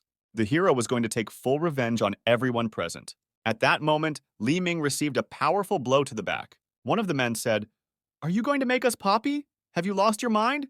What can you do alone?" They added, "This is room A, you shouldn't behave so boldly." There are many people here who were complete scumbags on the outside, and they took pity on him because Lee is an orphan who was abandoned by his mother. Before he could finish speaking, a toilet bowl covered his mouth. Ming forced him to shut up in this way. The hero seems to have lost his mind. He will not tolerate these bastards mentioning his mother. Two others rushed to help their friend, intending to kill him. But the hero's question, "Are you really going to kill?" made them stop. Lee Min-soo held a sharp piece of wood in his hand in front of him. Now the young man really looked like a madman. He asked if his cellmates had ever killed anyone. The new president said in his speech, "This is a new era of the law on the protection of minors, and if you disobey, you must be punished." But not everyone in power agreed with the new president's words. Some did not understand why the punishment was necessary. Let this fool punish himself. The former president was irritated. Some idiot appeared out of nowhere and took his place. The president was talking to his bodyguards, and he regretted that the enemy had not been destroyed before he took office. Suddenly, the man looked around and saw something that surprised him. Kang Yu-sung knelt in front of him, kneeling on the ground. The hero said that it is still early, of course, but he wants to be drafted into the army. If the issue with the army is resolved quickly, he thinks it will benefit him in politics. It turns out that the former president of the country was the foster father of Lee Min-soo's older brother. The man said that he was really taking care of his father, even though he had canceled his admission to the medical school. He wanted to hear directly what Kang Yu-sung wanted. The man understood that the boy was doing this because of his younger brother, and this fact irritated him greatly. Without waiting for an answer, he hit the ball. Even if the young man is drafted into the army right now, there is no guarantee that he will become a guard in this colony. The hero replied that he knew all this very well, so he asked his father for help. The former president asked, "Your younger brother screwed up, and you want me to clean it up?" Kang Yu-sung couldn't figure out whether his foster father would agree to help. After a pause, the man said, "A favor for a favor?" He asked if the young man could make his father president. The man added that he was ready to follow his son, but that he should make him president. To return to this post, Lee Min-sung was going to pierce anyone who came near him. Suddenly, the young man felt himself being grabbed by the arms. He grabbed the hero with a brush in his mouth so that his comrades could attack. At the same moment, the guy was punched in the face by a bald man. Lee's head hung down, and he seemed to have lost consciousness. But it was just a way to take the enemy by surprise. The hero kicked the bald man right between the legs, and the blow was so strong that the bastard's eggs burst. And the one who was holding the young man's hands was hit in the face with a piece of bruschetta. The prisoner, who was considered to be in charge in this cell, calmly asked, "Is your button of madness Mom, or the fact that you were abandoned?" He continued, "Tears come to my eyes. Does your mother know that the child she abandoned became a murderer?" Li Ming could not stand such words. He rushed straight at the person who insulted his mother's memory. The hero demanded an apology and promised to lose his eye. Badit pretended not to understand why he needed to apologize, whether it was for Li's mother's abandonment or for his murder. The prisoner wanted to end it right away. The next moment, he let go of the piece of bruschetta and said it wasn't him. This statement by the cell leader stunned Minsu. He continued to say something incomprehensible. "That guy is the main culprit in the mess." The hero looked around. He did not understand who his cellmate was talking to. At that moment, the door opened, and 3 guards ran into the cell, waving batons, and someone was about to get in trouble. Li Minsu did not expect this turn of events, and he immediately received a strong punch in the face. The guards ordered everyone to stand against the wall as they continued to beat poor Li. The guards called him crazy and promised to blow his brains out. The cunning leader said that Li himself had attacked them, and they were only injured. He would describe everything in detail in a statement. The guards asked if everyone was just sitting there, and the newcomer started a riot by himself. The teenagers confirmed these words. Even the dog that started it all also confirmed the main man's words. The guards decided that the rebel could not be left here, so they grabbed him by the hair and dragged him out of the cell. The hero was placed in solitary confinement with his hands and feet tied. He has to understand all his mistakes. Li Minsu was sentenced to 15 days of solitary confinement. Another name for solitary confinement is the punishment room. If you change the mess in your cell, the culprit will be isolated for a while, and the days spent here will not be counted as days in prison. The hero decided that in order to be useful enough for himself, he had to make a mess from the very beginning to get here. The guards watched him through a barred window. Li was ordered to sit upright, and another day of solitary confinement was added for lying down. The young man thought there was no comfort in this colony. In the punishment room, you have to stay on your knees until the time of curfew. He was monitored 24 hours a day, every day. Hands and feet should be tied during the entire period of detention. The only good thing was that he was untied when he wanted to go to the toilet. But when the hero did his dirty deeds, it turned out that there was no toilet paper. The guard shouted at him to stop thinking about all sorts of nonsense and let the prisoner finish as soon as possible, and the young man replied that it was impossible because there was no toilet paper. The guard told him to look around, and after heeding the advice, the young man saw a tap with water dripping from it. The guard advised him to wash his face, and he was not very happy with this advice. He looked at his own hand with horror. The hero was quite squeamish, so this situation forced him to restrain his nauseous impulse. For lunch, the young man had a fish, a spoonful of rice, a disgusting soup, and some leaves. Li Minsu thought, can't he untie his hands to eat? He had to eat like a dog. While consuming it, the young man thought that when he returned, he would kill all his cellmates. He also has to write letters of remorse in solitary confinement, and now he has to write twice as much, including the mistakes that brought him here. At what point did he stop writing and start painting? The hero depicted each of his cellmates on paper and wrote down their characteristic features to analyze them. It's clear that they are all problematic guys, but the biggest problem is only one. A local leader named Kase Jung needs to be eliminated. The young man could hardly wait to lie down after the battle. As soon as he touched his head on the floor, he fell asleep. The boy dreamed about himself and his brother as children. The children woke up to their house on fire. The kids stood by and watched the terrible fire. The hero woke up in a sweat. This dream scared him a lot. Having mastered his emotions, the young man thought that perhaps he had a bad dream because he slept in an uncomfortable position. Li thought that if he fell asleep again, he would see the same thing. Li Minsu's bound legs were very numb. He decided to sit down so he wouldn't fall asleep again that night. Thus, 16 days of his solitary confinement passed. Finally, the moment came when the hero was released from solitary confinement and returned to room A. His cellmates were not very happy to see him. The young man saw their inquisitive looks, and he asked them irritably what they wanted. The boys smiled and apologized, saying that they had overreacted and Poppy would not be Poppy anymore. They offered to live together. Li was surprised to think that everything had been resolved so easily. The hero said he was ready to accept their apology. And most importantly, the apology of that son of a bitch Sejun. It was at this moment that the local leader's foot came down on the young man's head. Kase Jung asked arrogantly if he was looking for a mama's boy. They all conspired to grab Li Ming's arms and legs and put a gag in his mouth. Now the hero is really scared. Now he's in real trouble. He was dragged to the toilet, and in his mouth were the underpants his cellmate had been wearing for a week.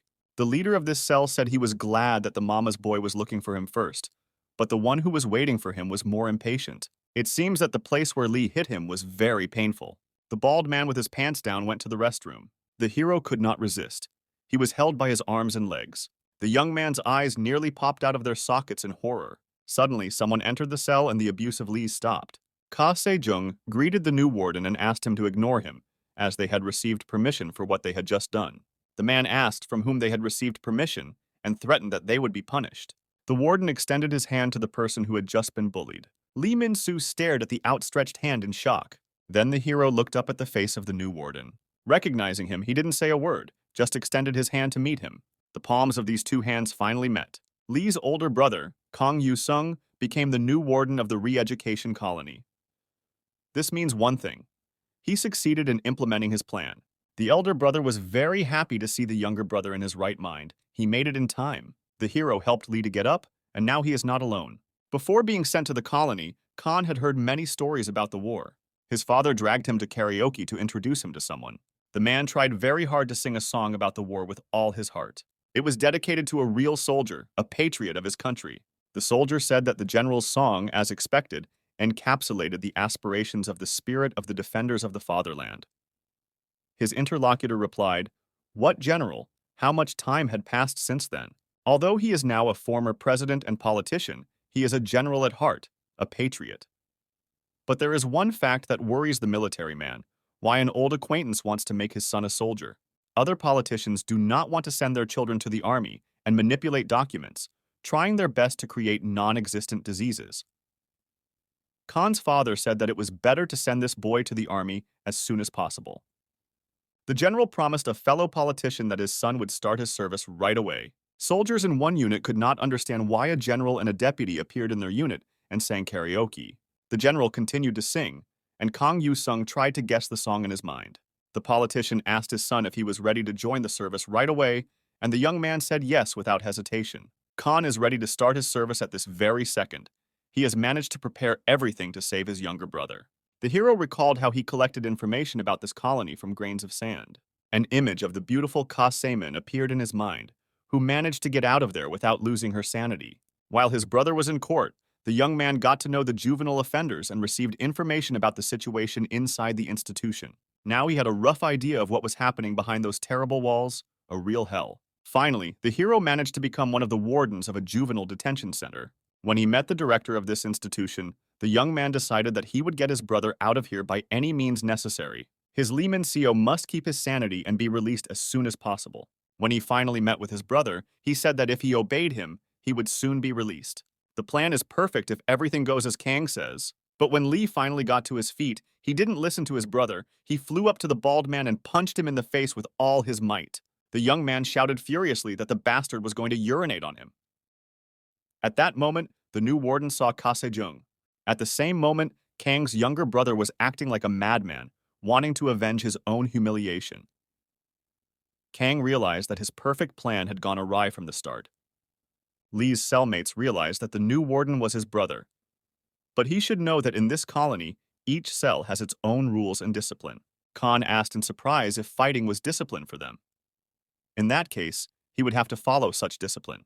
The prisoners smiled predatory, saying there was no going back. Kang Yu-sung looked absolutely calm, confident in his own abilities. Meanwhile, his younger brother would not rest. He wanted to take revenge on Ka Se-jung, but he was too cold-blooded, so he avoided the attack without any fuss, simply stepping aside. Lee Min-soo missed and fell to the floor like a sack of potatoes. Jun said, "You can't even keep your balance, you're just screaming." Now the leader of this cell was more concerned about the new warden. He looked at Kang Yu-sung suspiciously, seeing him as a threat. How could he deal with everyone in such a short time? The hero said, looking at the floor where the beaten prisoners of Cell A were lying. "Discipline, right?" Ka Se-jun was deep in thought about the new warden, who he was, because he had never seen him before. Lee Min-soo successfully took advantage of the enemy's distracted attention and struck. The guy was happy with his small victory. Ka Se-jung barely got to his feet. He said with a threat in his voice, "I tried to turn a blind eye and treat you well." Now he has to become the new poppy in the room. Lee Min-soo was too hot, he immediately rushed to attack. But it was this trait that prevented him from being a good warrior.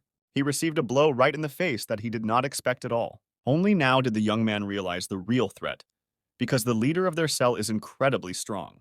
Sejun asked the hero if he knew why the blonde became Poppy. Li Ming had already managed to regain his balance, and he believed that he did not need this information.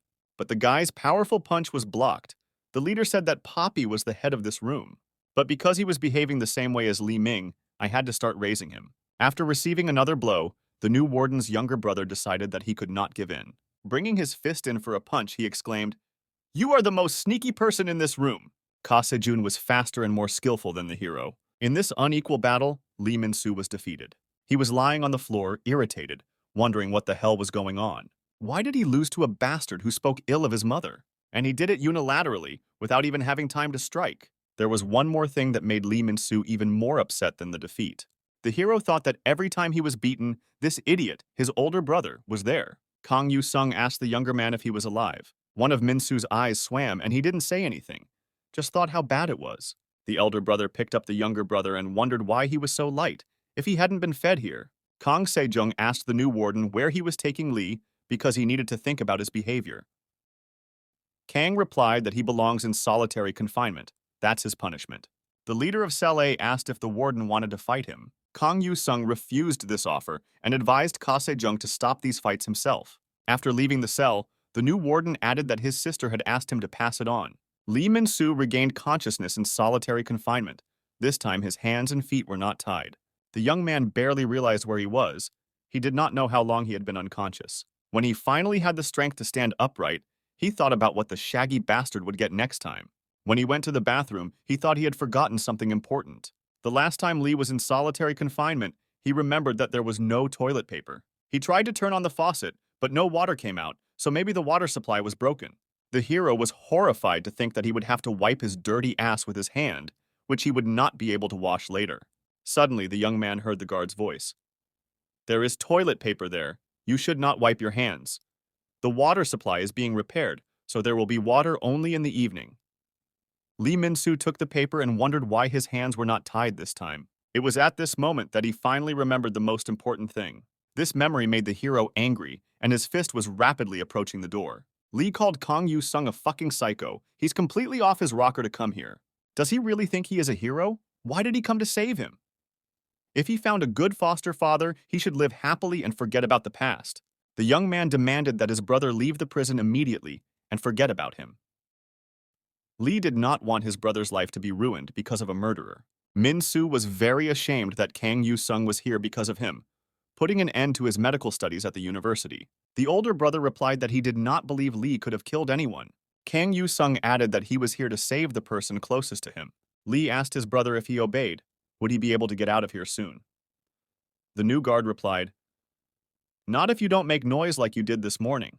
Li Ming replied that if he was going to obey his brother, he had to fulfill one request. The young man wanted to have another fight with the leader of his cell. The warden was sure that he would lose anyway, but he asked why he needed to know. He replied that Ka Se-jung had said nasty things about their mother. Lee is ready to endure anything, but he can't listen to bad things about his mom. Kang said let him fight. The warden added that he would discover a way to defeat this bastard.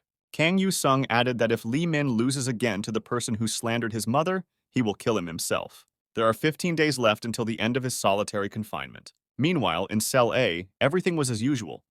It was curfew. Everyone was asleep. Only Ka Se-jun couldn't sleep.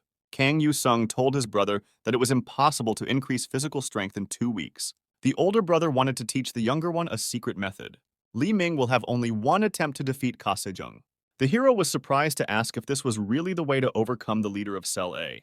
Khan replied that thanks to his analysis, his younger brother would win, but if he lost, he would be killed by his hands. When the day came for Lee to return to his cell, his brother asked if he remembered the operation well.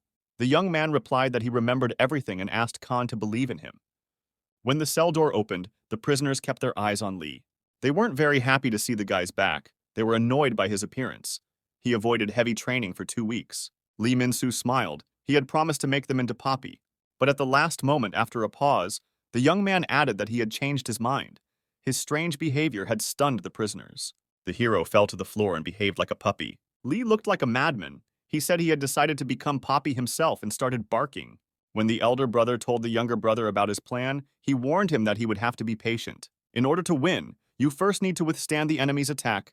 You need to wait for the right opportunity. If Lee Min-soo is patient and waits, the opportunity will come. This is a step that will ultimately help defeat the enemy. The abuse of the hero began as soon as he crossed the threshold of the room.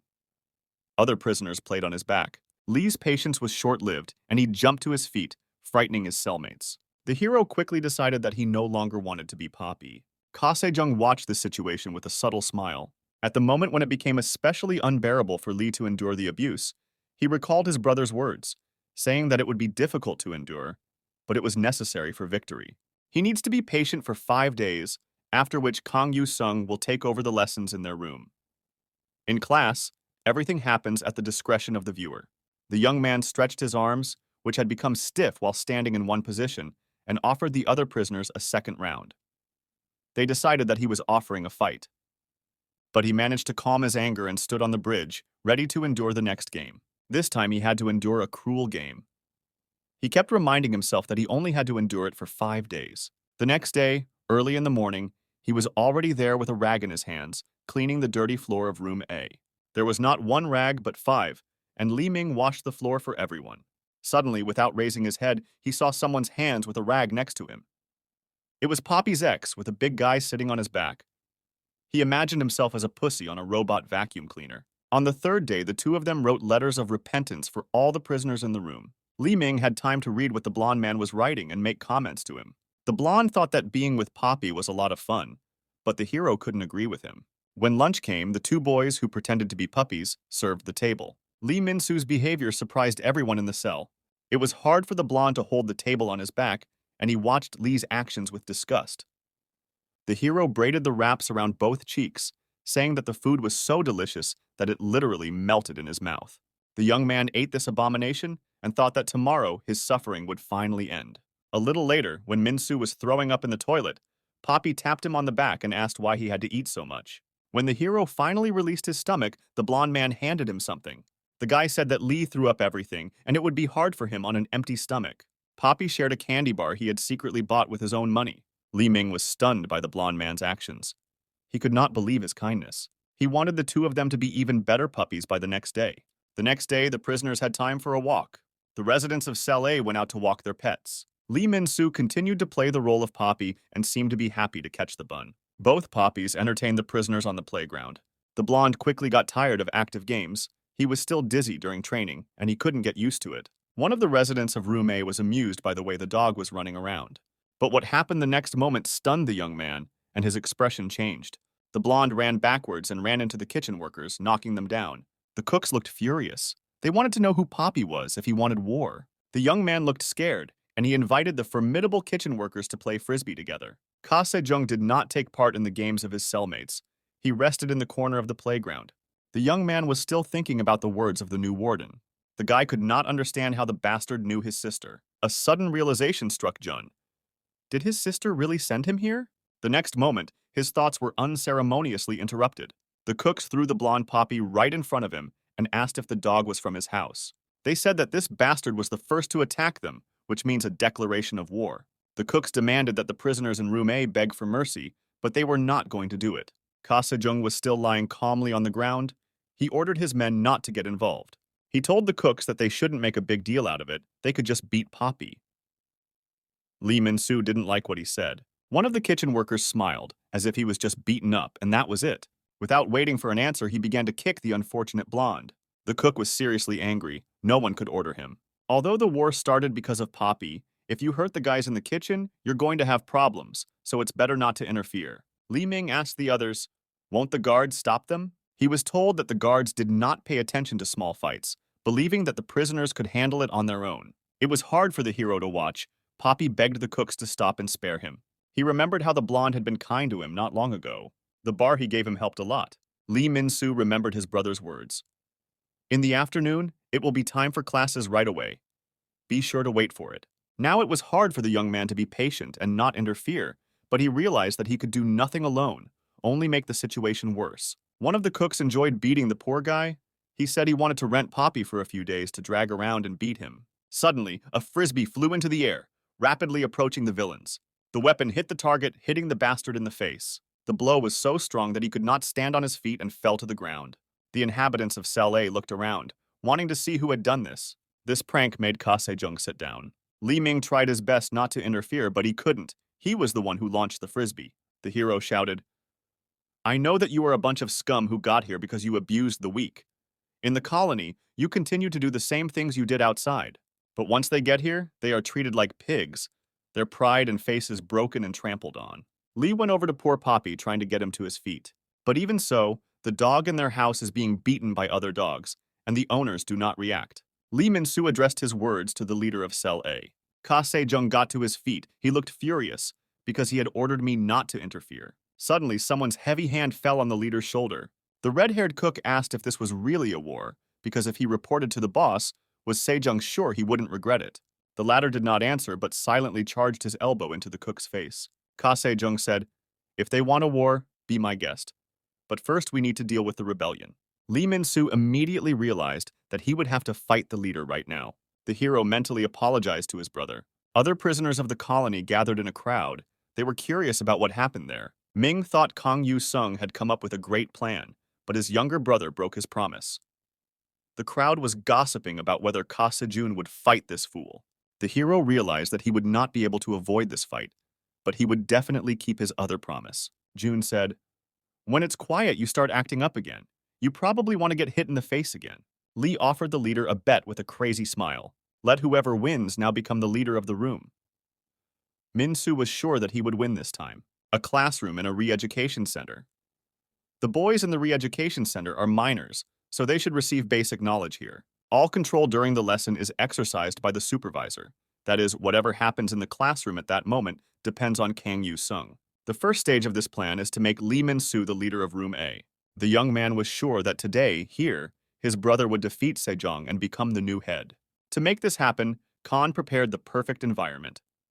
The stage was set, and it was time for the actors to appear. The hero looked at his watch. He did not understand why the prisoners were not leaving. Suddenly, his attention was drawn to screams outside the window. The warden saw his brother in the ring of spectators, about to start a fight.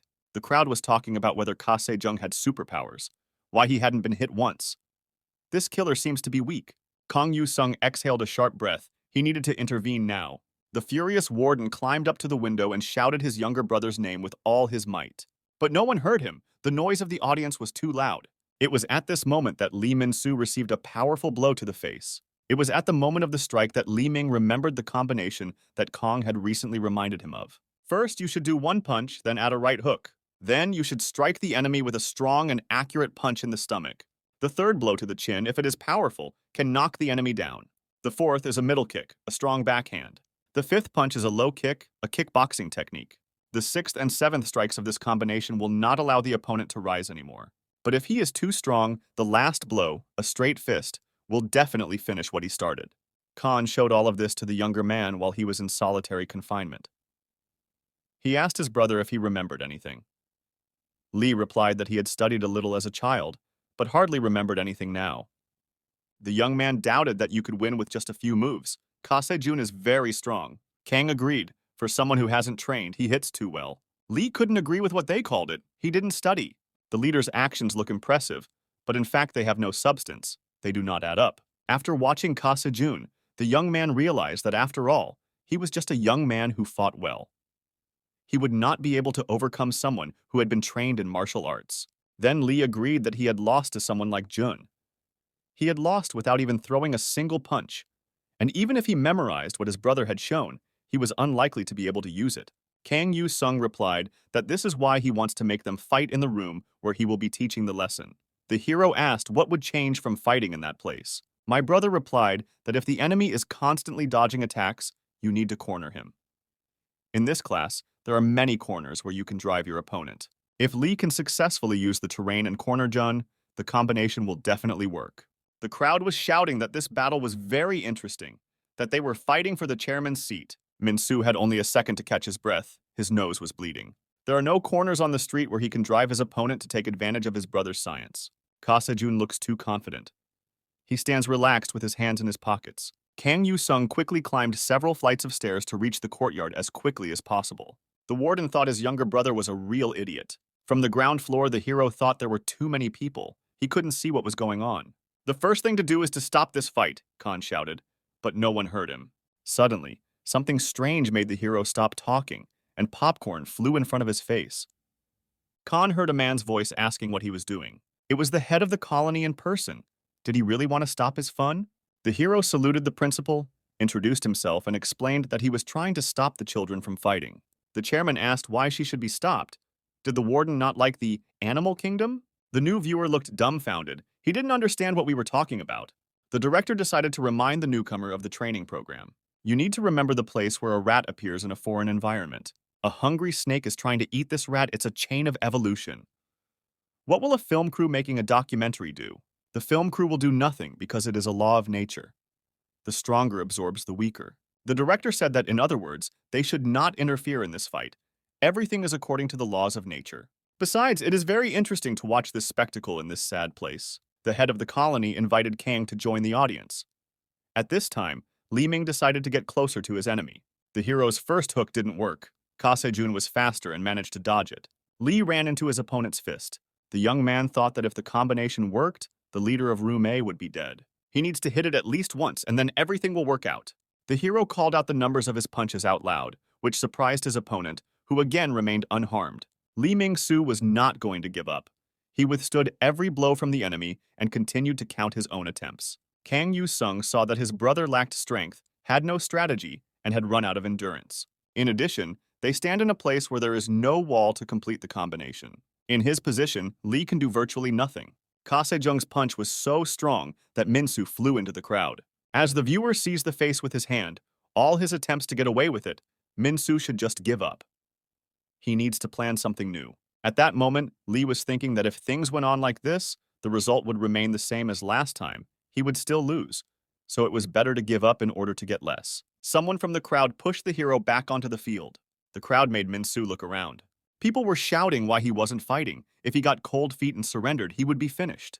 Ka Se-jun asked what the mama's boy was doing if he was looking for his mother. Li smiled. The words about his mom bringing out the crazy in him. The leader was surprised by the boy's reaction and asked him why he was laughing. Min-su was smiling because he had finally figured out how to use the combination.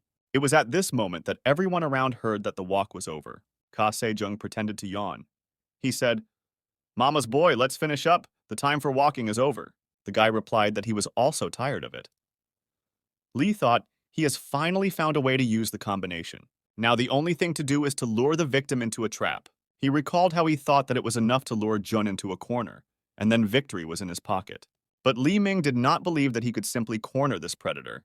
Kang Yu-sung said, "Once you have backed yourself into a corner, the only thing left to do is to lure your opponent there." Li thought about this, but even so, Ka Se-jung might not be able to come up with a solution, and the whole operation would be in vain.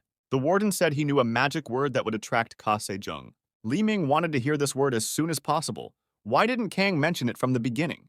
The hero was sure that when he heard this word, the leader of the camera would lose his temper. It was then that the young man decided to take advantage of this. He asked Jun if Ka Se-min was beautiful. This name really drove the long-haired man crazy, and he immediately attacked Li. The young man was hit in the face again, and Se-jung wanted to know where he heard the name. The hero was stunned. Those magic words really worked.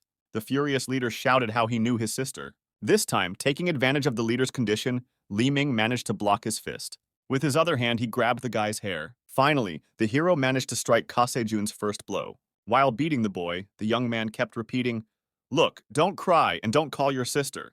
The leader asked what the fight had to do with the fact that he knew his sister. In any case, before his short arms reach him, it is better to step back. Jun felt backwards that the crowd would not let him through, a human wall behind him. It was then that Li Ming realized it was finally time to use the combination his brother had taught him. The hero felt confident that this time he would succeed. The first strike was followed by the second. Ka Se-jung realized that there was no place to dodge. He had to attack first. But he could not attack either, because his arm was blocked. It was at this moment that Lee Min-seo struck the enemy in the stomach. Now Jun was really scared, because there was no room behind him, and his movements didn't work. He again received a powerful punch in the face. This attack was followed by the next one. A fist hit him in the chin and knocked him down. Kang was stunned by the sudden changes in the fight. He told his brother to use the tables and walls in the classroom, but he found another solution. Lee Min-seo uses the crowd as a wall. One after another, the guy threw punches at the leader of the camera. Ka Se-jung thought he had to get out of here immediately. Otherwise, he would lose. He tried to cover his face with his hands. The young man thought that if he went forward, he could get out of here. It was at this moment that he received a blow to the knee, and Lee used a low kick. The hero felt that victory was near, but continued to attack the enemy again and again. Jun realized that he could not go to the right. He has no choice but to run to the left and get out of this damn ring. It was at that moment that he was kicked in the liver. Lee Min-seo was not going to let him escape. Ka Se-jung was stunned by this situation. He felt close to defeat. He could not understand why this bastard seemed so huge to him today. The hero continued to count his blows, 1, 2, 3. Jun could barely stand on his feet. He thought he shouldn't let himself be beaten. With the last of his strength, he tried to raise his arms and fight back. But he had no chance. Lee laughed. "Do you think you'll get in if you just wave your arms around?" Ka Se-jung got slapped in the face again. No one asked him to slander someone else's mother. Recalling this, rage once again filled Min-soo's heart. He seemed to have lost his mind, but continued to beat the enemy with even more zeal. The leader of Camera A gritted his teeth, trying to stand up. The hero continued to beat the enemy, asking him what he knew about his mother. The young man wanted to hear Ka Se-jung's apology. Strike after strike, he demanded an apology, but the stubborn leader remained silent. He wondered why he was losing today. The young man fell to the ground. He had no more strength. The crowd stood there with their mouths open. They had never seen Ka Se-jung lose before. Their cellmates were also stunned. Lee Min-soo said, "Damn bastard, aren't you going to apologize until the very end?" Now Min-soo has become the new leader of Room A, and Ka Se-jun has taken Poppy's place. At that moment, the prisoners heard the warder's order to disperse. The director of the colony and his subordinates went outside. The man turned to Lee Min-soo. He did not expect him to win. "The world of animals is interesting. The rat overcame the snake." The chairman said to Lee, "You've been acting like a fool ever since you came in, but you like fighting?" The warden Kang Yu-sung lifted Ka Se-jung onto his shoulders and asked the director what to do with him. He replied that he should be taken to solitary confinement. The brothers met each other's eyes but said nothing. The guys were not allowed to show that they knew each other. But when they caught up with each other, Khan whispered softly, "And who are you so naughty for?" Lee answered with a question for a question. "Into whom?" The hero was sure that he had taken after his older brother. Kang Yu-sung thought it was time to move on to the second phase of his plan. When he had a day off, he went to the Academy of Arts. Ka Se-min was a painter. She asked a new friend, "So did my brother end up in solitary confinement?" The hero replied that he had a different plan. He apologized for everything going wrong. The girl asked if she could ask him to hold still. She was painting a portrait of Kang Yu-sung. Because it is constantly moving, the picture changes. The hero asked when she would finally finish, because it was hard to stand in that position. The girl asked if there was a different pose to take, but the options offered were even worse. Ka Se-min said, "Stop complaining, I'm done." The young man wanted to see her work. The girl apologized, saying that his movements made it difficult for her to draw. When he saw the drawing, he asked, "At this level, you can easily get a place in an art school, right?" He was disappointed with her work. How could Ziming call it a painting? The girl said it couldn't be helped if the model was so-so. The beauty asked if he was acting guilty because of her brother.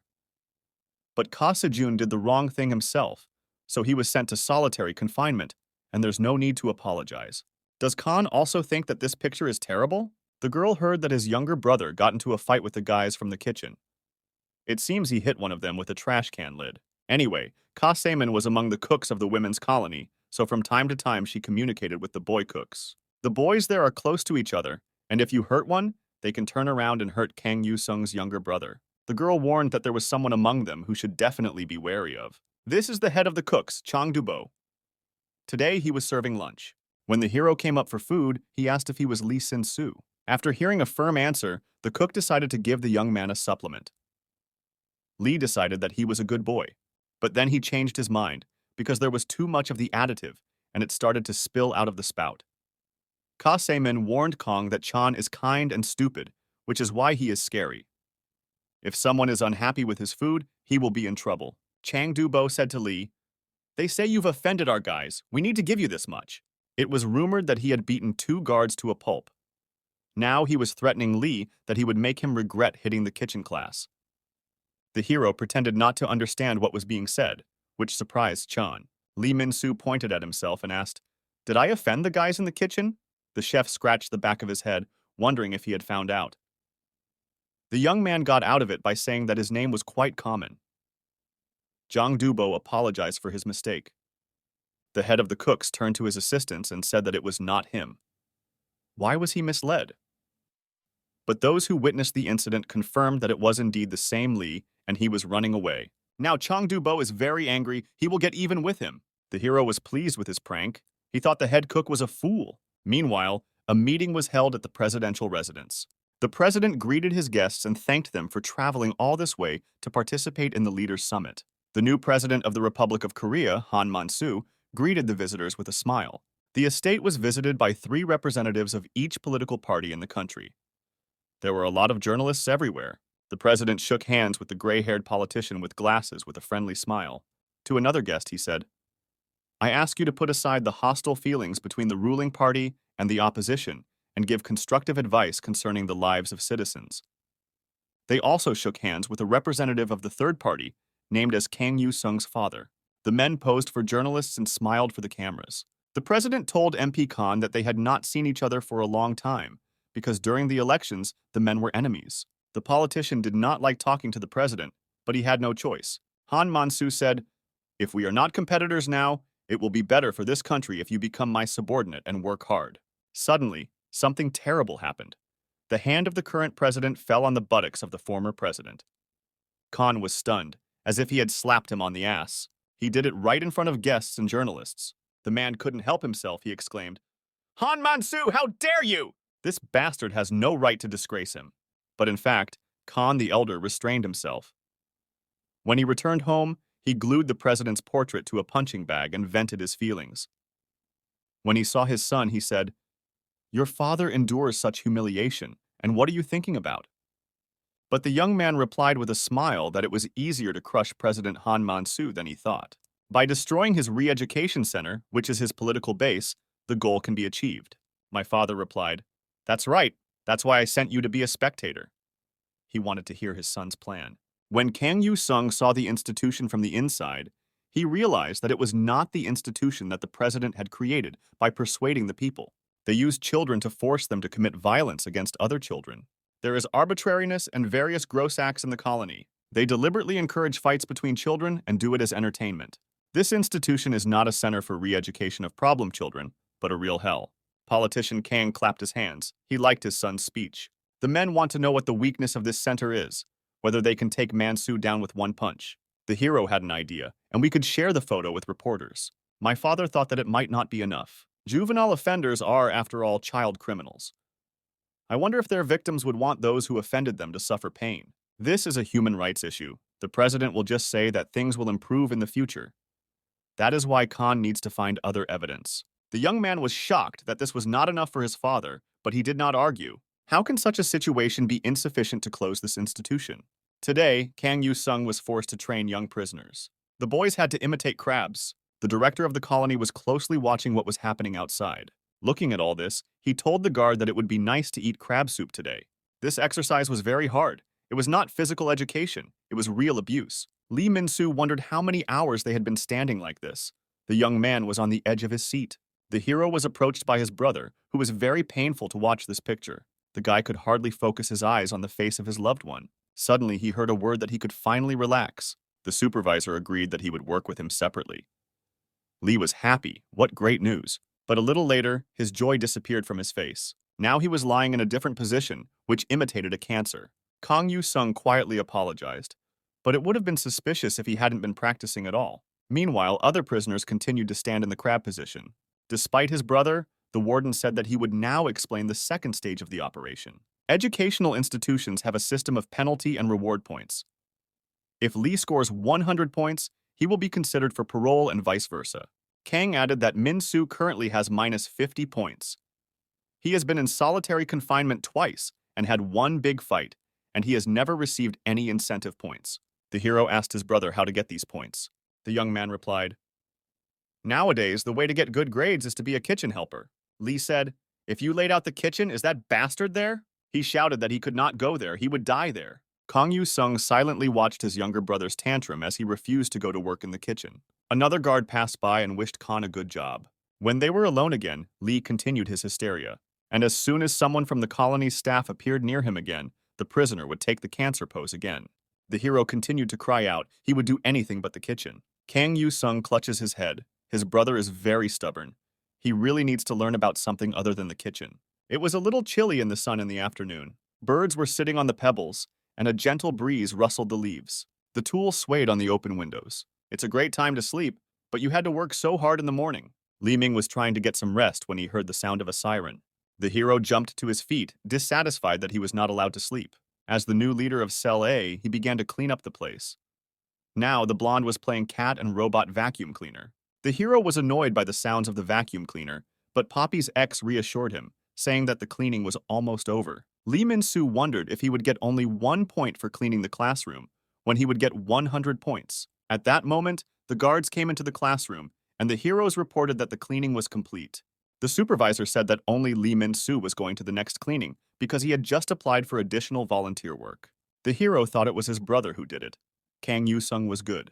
But the next moment, the guy's mood deteriorated significantly. He met his nightmare, the head of the chefs, Chang Du-bo. Lee was ambushed and surrounded by 4 other angry kitchen workers. Kang Yu-sung promised his younger brother that he would not send him to the cooks, so what went wrong? Since his youth, Chan Du-bo has loved to cook. He dreamed of becoming the best chef in Korea, a man who takes cooking seriously. Chan Du-bo's right arm is trained to lift a 3 kilograms cast iron frying pan and turn over 2 kilograms of food.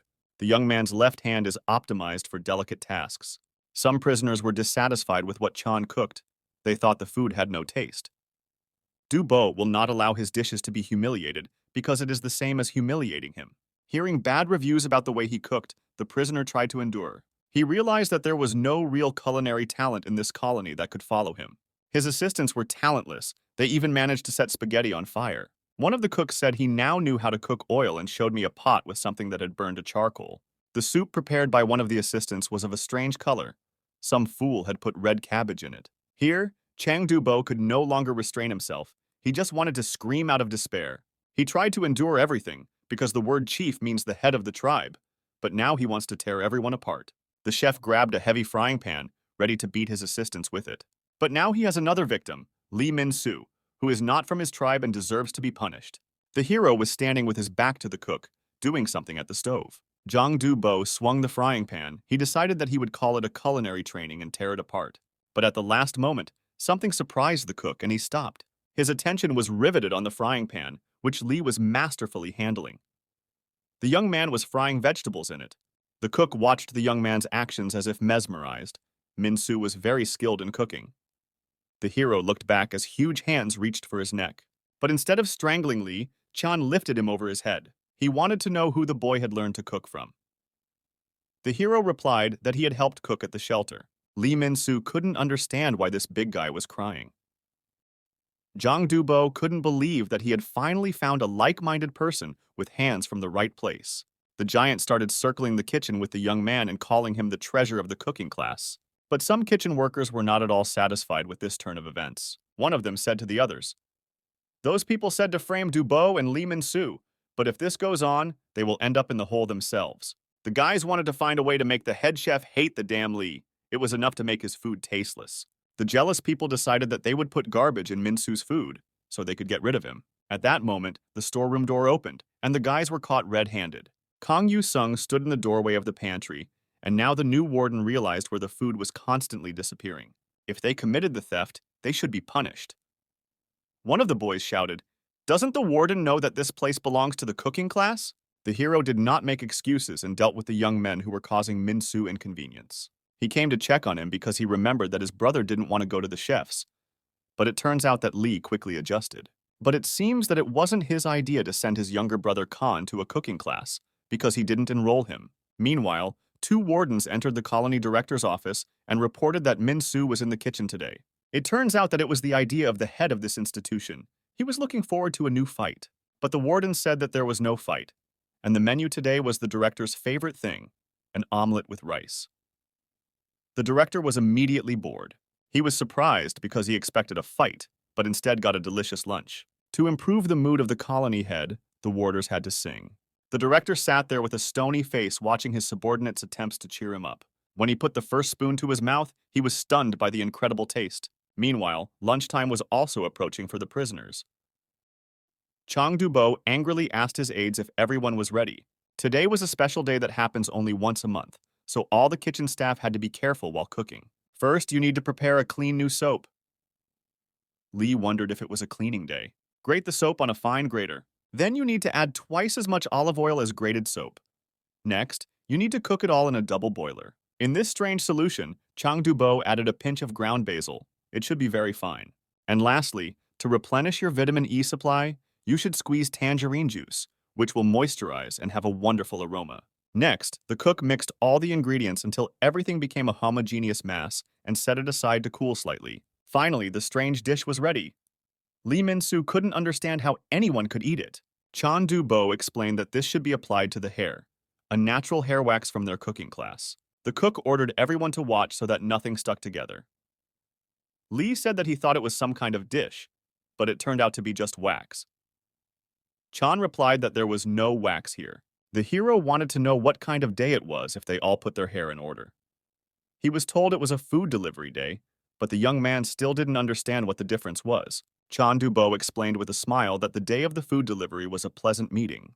It is on this day that they can meet the girls. The product is delivered once a month, and they have to share it with the girls from the women's colony. This is the only privilege of the cooking class. It is difficult for girls to lift large boxes of food. It's a great opportunity to make new friends. Girls shouldn't carry heavy things, so guys can step in and help in time. A gentleman cannot force a lady to do everything herself. Chan Du-bo is very strong, so he can take many boxes at once. The girls were delighted with his help. The guys ruffled their feathers and demonstrated their physical abilities to the beauties. Lee did not understand what was wrong with them. Did they really want to break his back? What if he heard a question addressed to him, "Who are you?" Girls surrounded the hero, saying that he was very cute, even though he was short. Chang Du-bo didn't like the fact that his assistant wasn't doing his job and was just having fun with the beauties. He was about to catch up with Lee Min-soo when a little girl approached him. Du-bo waited to hear what she had to say. The beauty handed the giant a card with a heart and asked him to take it before the head saw it. Chan took the letter in his hands. He could not believe his eyes. The head of the cooks of the men's colony received a love card. The beautiful woman put her finger to her mouth, thus asking the healthcare provider to keep quiet, and walked away. The stout young man had already imagined their wedding. There is a lot of noise everywhere, a lot of guests around, and instead of rose petals, they throw vegetables at them. The young man heard his bride calling him. The beautiful woman asks them what they are going to name their child, whom they are already expecting. Chang Du-bo dreamed ahead. He imagined his daughter named Yeji. Then my imagination ran wild even more. Ye-chan, Ye-kwan, Ye-wan, Ye-sub. Their family photo with 5 children. Tears appeared on Du-bo's face, as if this day had finally come for him. He will now read the confession written by Kim Chi. What the young man read stunned him. The letter was addressed to the head of Room A. This made Chan come down from heaven to earth. At that time, Lee Min-soo carried boxes of food to their kitchen. The hero thought that the cooks were stupid for helping the girls, but they couldn't carry their own food. The young man did not expect anything bad and calmly coped with sorting through the groceries, but the threat was literally behind him. Suddenly, he heard Chang Du-bo's voice. The head chef called him too formally. Lee asked him what he wanted. He answered with a question. Is he the head of Room A? Min-soo answered in the affirmative, not expecting any danger. The chef asked if the young man knew what day was November 22nd, but Lee did not know, and he suggested that it might be Chang Du-bo's birthday.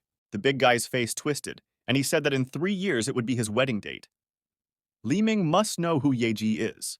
The hero replied that Chan scares him. The cook explained that this was the name of his 5th child, who would never be born because of Lee's novel. Du-bo could no longer hold back from taking his wife away. He swung his huge fist and ran at Lee Min-soo, promising to kill him. The hero put his hands out in front of him as if trying to defend himself. He did not understand anything. The young man barely managed to avoid the blow, ducking under the arm of the big man. The burly chef's fist hit the wall. Lee screamed. Did he really want to kill him? If he hadn't ducked, his head would have been smashed in. Chang Du-bo spoke menacingly. Die, Lee Min-soo, my child's enemy. I was kind to you, but you took me by surprise and stabbed me in the back. The hero was not going to stand for it and attacked the big man, kicking him in the face with both feet. The young man was ready for a fair fight, one-on-one. Chan managed to grab Lee's leg, shouting that Seo Young and he were a great couple. The big guy kept screaming, because in his dreams he and the girl loved each other. Min-soo fell and hit his head on the tiled floor. In Chan Du-bo's imaginary future, A mean cook's assistant took away his beloved. The hero realized that if this fist hit him, a hole would appear in his head. All the while, the cook was trying to get his hand out of the wall. Lee Min-soo decided to take advantage of this opportunity. He exclaimed that without Chan's right hand, he was worthless. But he was wrong, because he immediately received a strong hook. This big guy has very long arms, so it's hard to get close to him. Chan Du-bo's left fist is also strong, and Lee felt it on his own face. He felt as if he had been hit with a stone. Chang Du-bo's blows were so strong that he swept away everything in his path. Lee flew across the kitchen and crashed into the cabinet doors. The young man touched his bruised cheek and thought, "It's good that at least this giant's right hand is sealed." But the very next moment, the head chef escaped from his trap and rushed to Min-soo. Chan managed to invent that his date with Seo Young was on Mount Pukan. The lover wanted them to hold hands for the first time in a computer club. He continued to strike after strike, but Lee was still lucky. The hero finally managed to get to his feet, looked around and realized that he was cornered. Min-soo tried to quickly come up with something to save himself. At this point, the crazed cook was already at arm's length. Chan wanted their first kiss to take place on Menden Street, and the next moment Lee was punched in the face. Only a few seconds later did Du-bo realize that his fist had missed the target. Min-soo said, "I don't know who Seo Young is, but your dating plan is full of crap." The young man received a bent frying pan right in front of him. Grabbing the giant by the torso, he shouted that no girl would want to date him. The hero recalled his fight with Ka Se-jung. As in, if he changes position, he can take advantage of Kang Yu-sung's combination. But unfortunately, the forces were too unequal, and Lee was unable to move this giant. Chan squeezed the hero's head, saying that he had destroyed his pure love. He really believed that Min-soo had taken away his child's future. For a moment, Lee thought his eyes were going to pop out of their sockets. Chan decided that his assistant deserved to be executed. The hero continued to fight for his life with his last strength. He managed to grab a bag of flour and throw it in the cook's face. Meanwhile, the girls continued to gossip on the street. One complained to the others, "I didn't even wash the dishes at home, and when I got here, I was forced to start cooking." The girl was checking the list when she noticed something they hadn't ordered and decided it belonged to the boys. None of the beauties wanted to take the box to the boys' kitchen. They were afraid of Du-bo. There were rumors that the cook had beaten up a guy named Chang Soo and sent him home. One of the girls finally volunteered to carry the package. She was warned that the cook might hit her, but she said she liked him. Meanwhile, the fight continued in the kitchen. Lee Min-soo tried to escape, but Chan pursued him. He decided to lose the young man today and wanted to execute his sentence. The huge cook got tired quickly, and because of his size, he was a poor runner. Chan stopped to catch his breath, and at that moment an egg flew into his face. Lee managed to stock up on a whole tray of eggs and started throwing them at his opponent. A real fried egg appeared on the cook's head. It was too much, and with one hand, Du-bo easily crushed the metal kettle. The giant did not give up hope of destroying his assistant. The hero shouted that if Chan kept throwing that, he would definitely kill someone. After the kettle, the thug decided to use the hot liquid from the frying pan. It was boiling oil, and burns are incredibly dangerous. At the same moment, it flew straight at Lee. At that moment, a beautiful woman came to the kitchen door, humming a song to herself. The girl reached out and turned the door handle to the side. Upon entering the room, she said she had brought something the boys had forgotten. The beauty chose the wrong moment to enter this kitchen. The hot oil was very close. Chan froze in place in shock, realizing what was about to happen.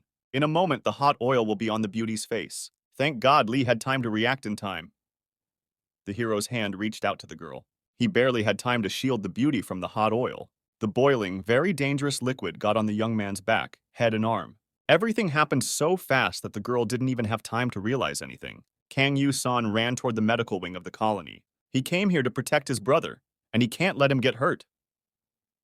The warden saw a picture of burns on Ka Se-min's head. The hero asked the nurse where Lee Min-soo was.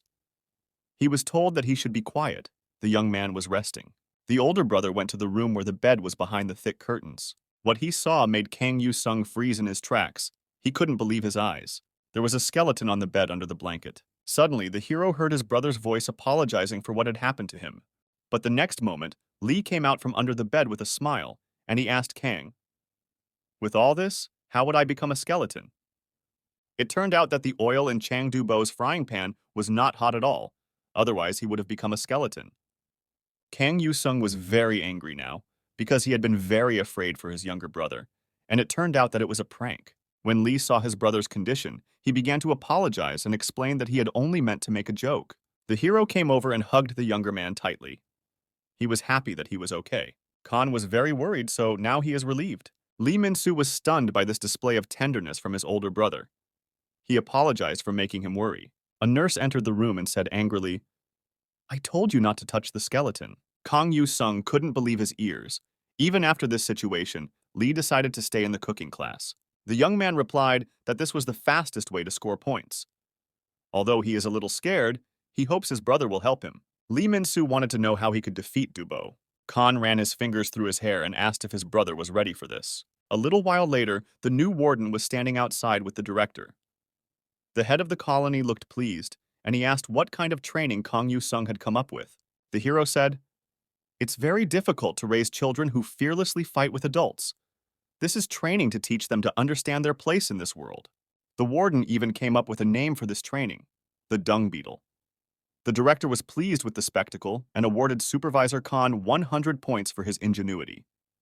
The head of the colony wanted to know where he had found such stones.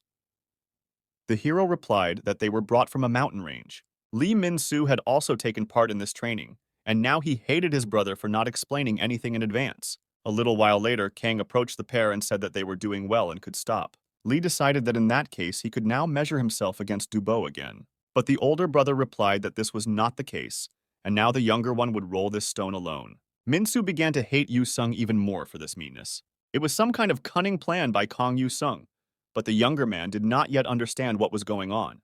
The supervisor said that it was snapping well, so that was enough for now. Lee was happy that he could finally fight Chang Dubo, but his brother again refused him. Then there is another stage of training that he will also have to go through. It was even harder than rolling a stone. It was very difficult for Lee to push an incomprehensible and incredibly heavy object.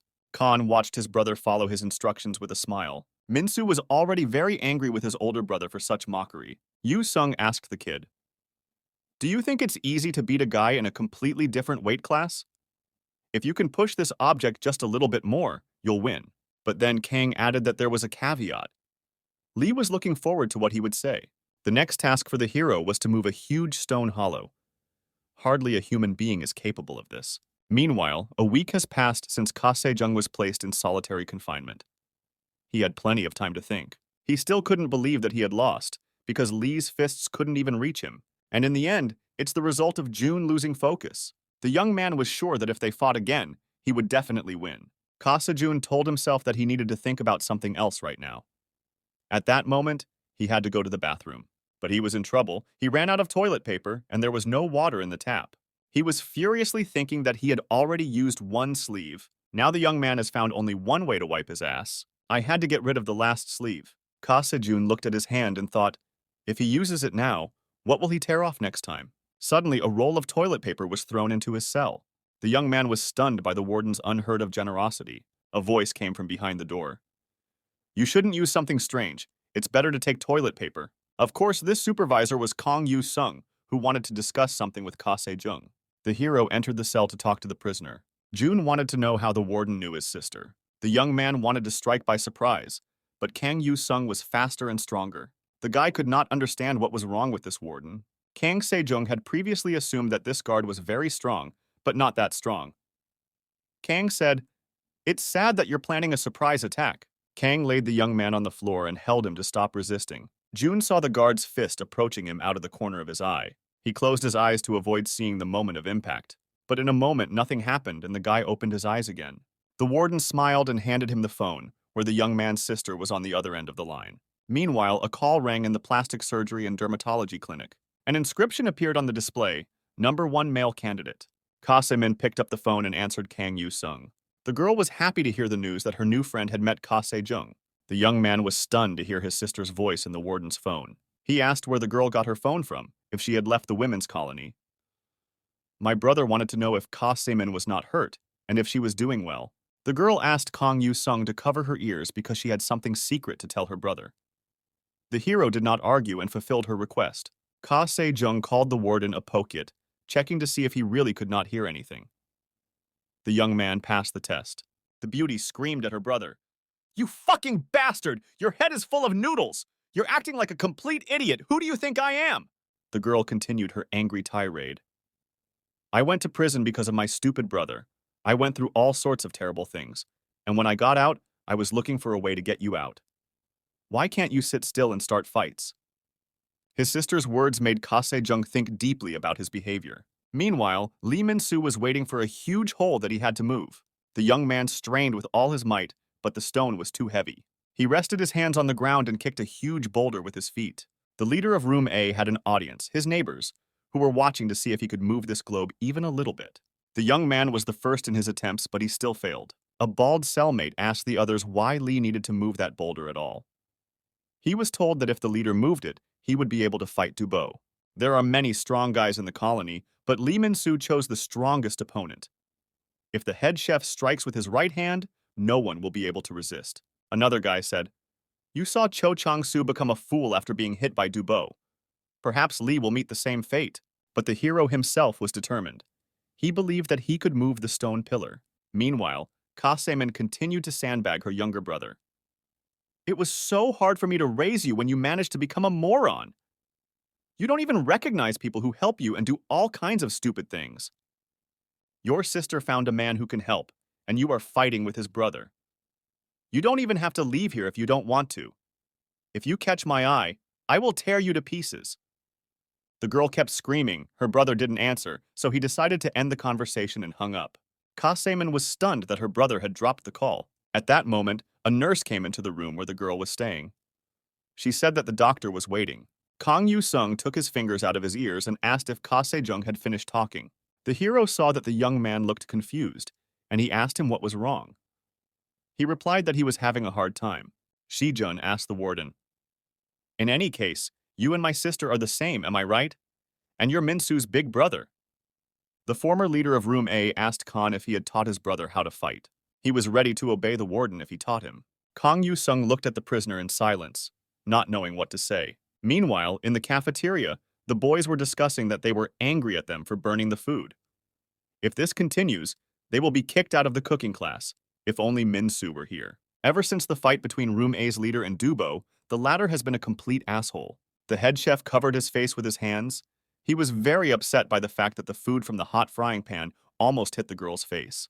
Jang Dubo's assistants tried to cheer up their boss, promising that even if he couldn't get married, they would hang out together for the rest of their lives. Suddenly, everyone present heard the dining room door open. It was the return of the assistant cook, Lee Min-soo himself, and the young man opened the door with his foot. Hearing the name of his enemy, Dubo raised his face from the floor, his nostrils flaring with rage. But the next moment, his arms hung limply, and his colleagues could not understand what was wrong with him. A second later, he was running straight for Lee Min-soo. The hero's words made the burly cook stop. "Dubo, do you know why you're not popular with the girls?" The big man froze in place, looming like a rock over Lee. The fact that he hasn't hit the boy yet suggests that his words made Dubo think. The hero continued his thought. He believed that the cook had a scary appearance, so girls did not like him. The boy's words angered the senior cook. He shouted that he was going to kill him so that he wouldn't have to listen to this nonsense anymore. The chef's assistants were shocked that instead of apologizing, Lee only provoked Chan. The big guy believed that Min-soo was to blame for everything that happened, and he wanted revenge. The hero asked with a smile why it was his fault that Dubo was scared. The two opponents were separated by a table, and Lee did not allow the distance between them to decrease and ran in circles. The big man continued to threaten, but could not catch up with his former assistant. The head cook got tired of running and jumped on the table. A huge fist was rapidly approaching Lee Min-soo's face. The hero deliberately provoked the burly Chang Bo. His hand hit the table, and the young man managed to jump away. Lee exclaimed, "You have no brains! How could you fall for that?" The guy achieved what he wanted. The big guy's arm was immobilized, and his left hand is not so good. But the young man was wrong, and the cook's long left hand reached out to Min-soo's face. Dubo said, "You don't seem to be thinking at all. How can such a short man attack like that?" The next moment, something completely unexpected happened to the cook. The hero replied with a smile that he had set it all up. The victim fell into his trap, and this time it will work. Lee Min-soo called the thug a puss bug. A festive table was set for the director of the colony today. The head honcho appreciated the beautiful table setting and food design. Kang Yu-sung acted as a cook and waiter today. The director was stunned by the new dish, stewed meat of semi-dried Alaskan lamprey. The man could not believe that today he would be able to taste such a delicacy. Kang Yu-sung asked the director if he wanted to try a special drink. The head of the colony did not mind. The hero shook 2 ingredients in a shaker. The young man explained that this drink was special. It is called Hybrid Taste Star. Having tasted it, The man was stunned by the incredible taste. It is simply divine, a combination of fresh peach flavor and grape sweetness. Kang Yu-sung suggested that the chef enjoy the show over dinner. Chan Bo asked if Lee Min-soo was tired of running. The big man managed to quickly free his arm. Jang Do-bo exclaimed that he was ready to execute his former aide on the spot, as he had asked for it. But suddenly the giant's expression changed. His hand was stuck, which prevented him from making a punch, while Lee's fist reached its target. He wheezed, "Where did you learn such techniques?" But he quickly recovered and exclaimed, "Do you really think you can defeat me by force?" These two clashed again, a battle that will surely please the director of the colony. At that moment, Lee remembered his training with his brother, and he didn't understand why he was doing it. Then, tired after a grueling training session, he asked Kong, "Can't we just corner him like I did with Sejong?" Then his older brother advised him to think before he spoke. It's simple science. Sejun is at most one weight class above Lee Min-soo, so he can be cornered. But the difference in weight classes between Lee and Do-bo is 2 or even 3 levels. The brother should make a mistake so that he himself is not cornered. The hero asked, "Does that mean you want to bring my weight closer to Do-bo's?" Kang called the younger man a fool. Did he really think it was possible in a short time? His older brother suggested using a scientific approach. How could the boy move those stones? They were heavier than he was. The answer to this question is the leverage principle. Khan hoped that Lee understood what he was talking about.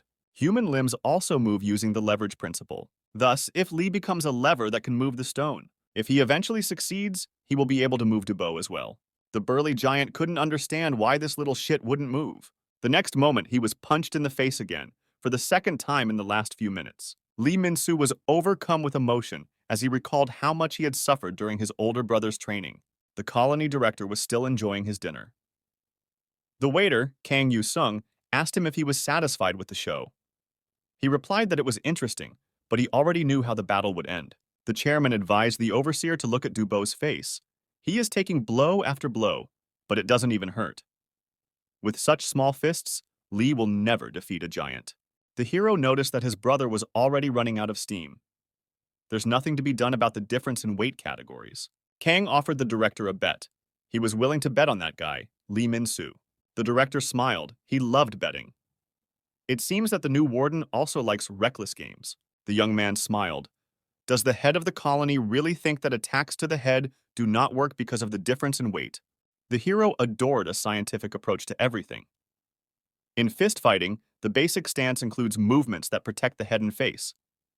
The fact is that the face and head are the most vulnerable points on the human body. The head is particularly vulnerable because there are many weak points, such as the eyes, forehead, nose, bridge of the nose, ears, and temples. And the weakest of all is the jaw. A blow to the jaw shakes the brain and vestibular system, instantly leaving a person off balance. In amateur fights, weight class certainly plays a role.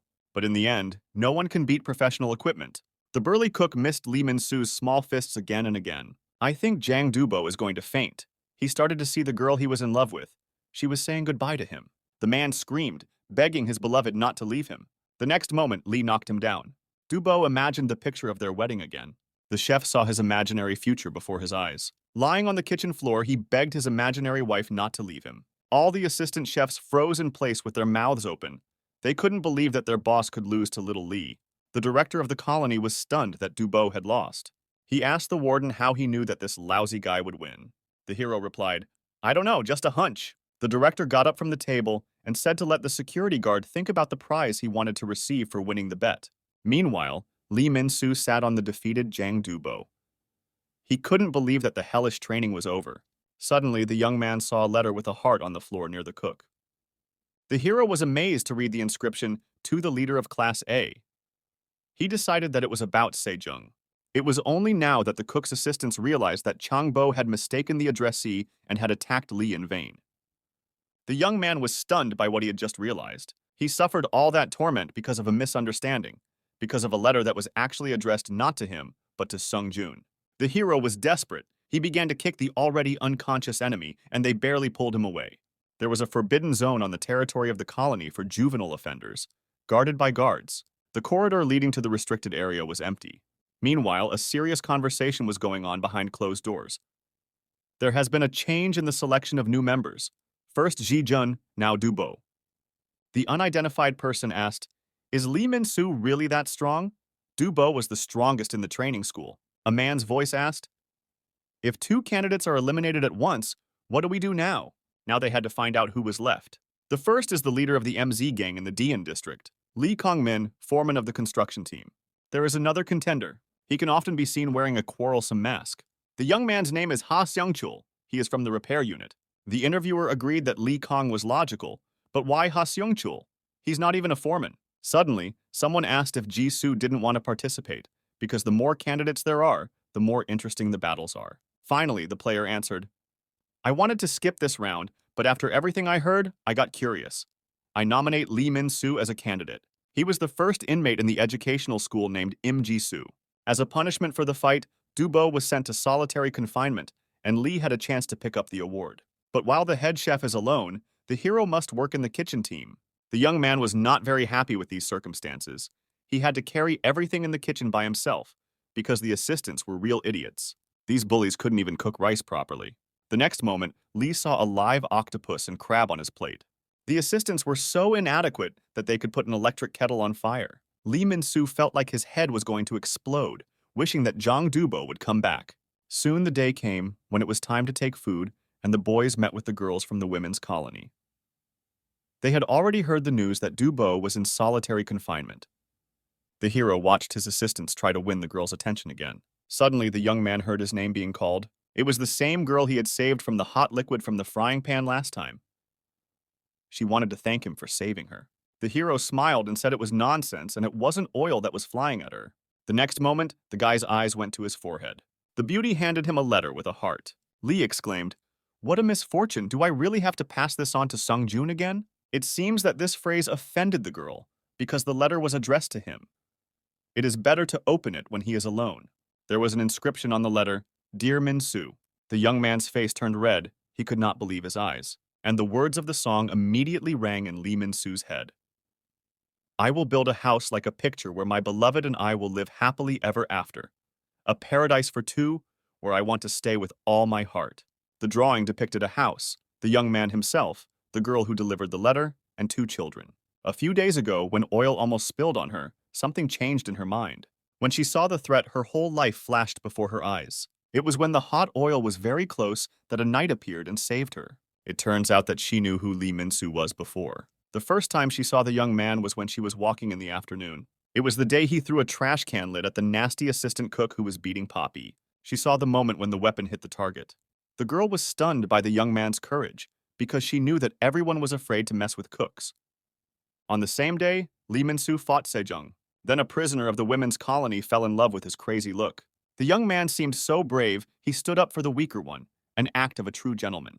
It was on that day that the beauty heard his name. From that day on, her love began. It took her a long time to gather the courage to write this letter. And to deliver it to the addressee, the beauty overcame many obstacles. At first, I had to work with my hair, trying to curl it with a huge pair of tweezers heated on the stove.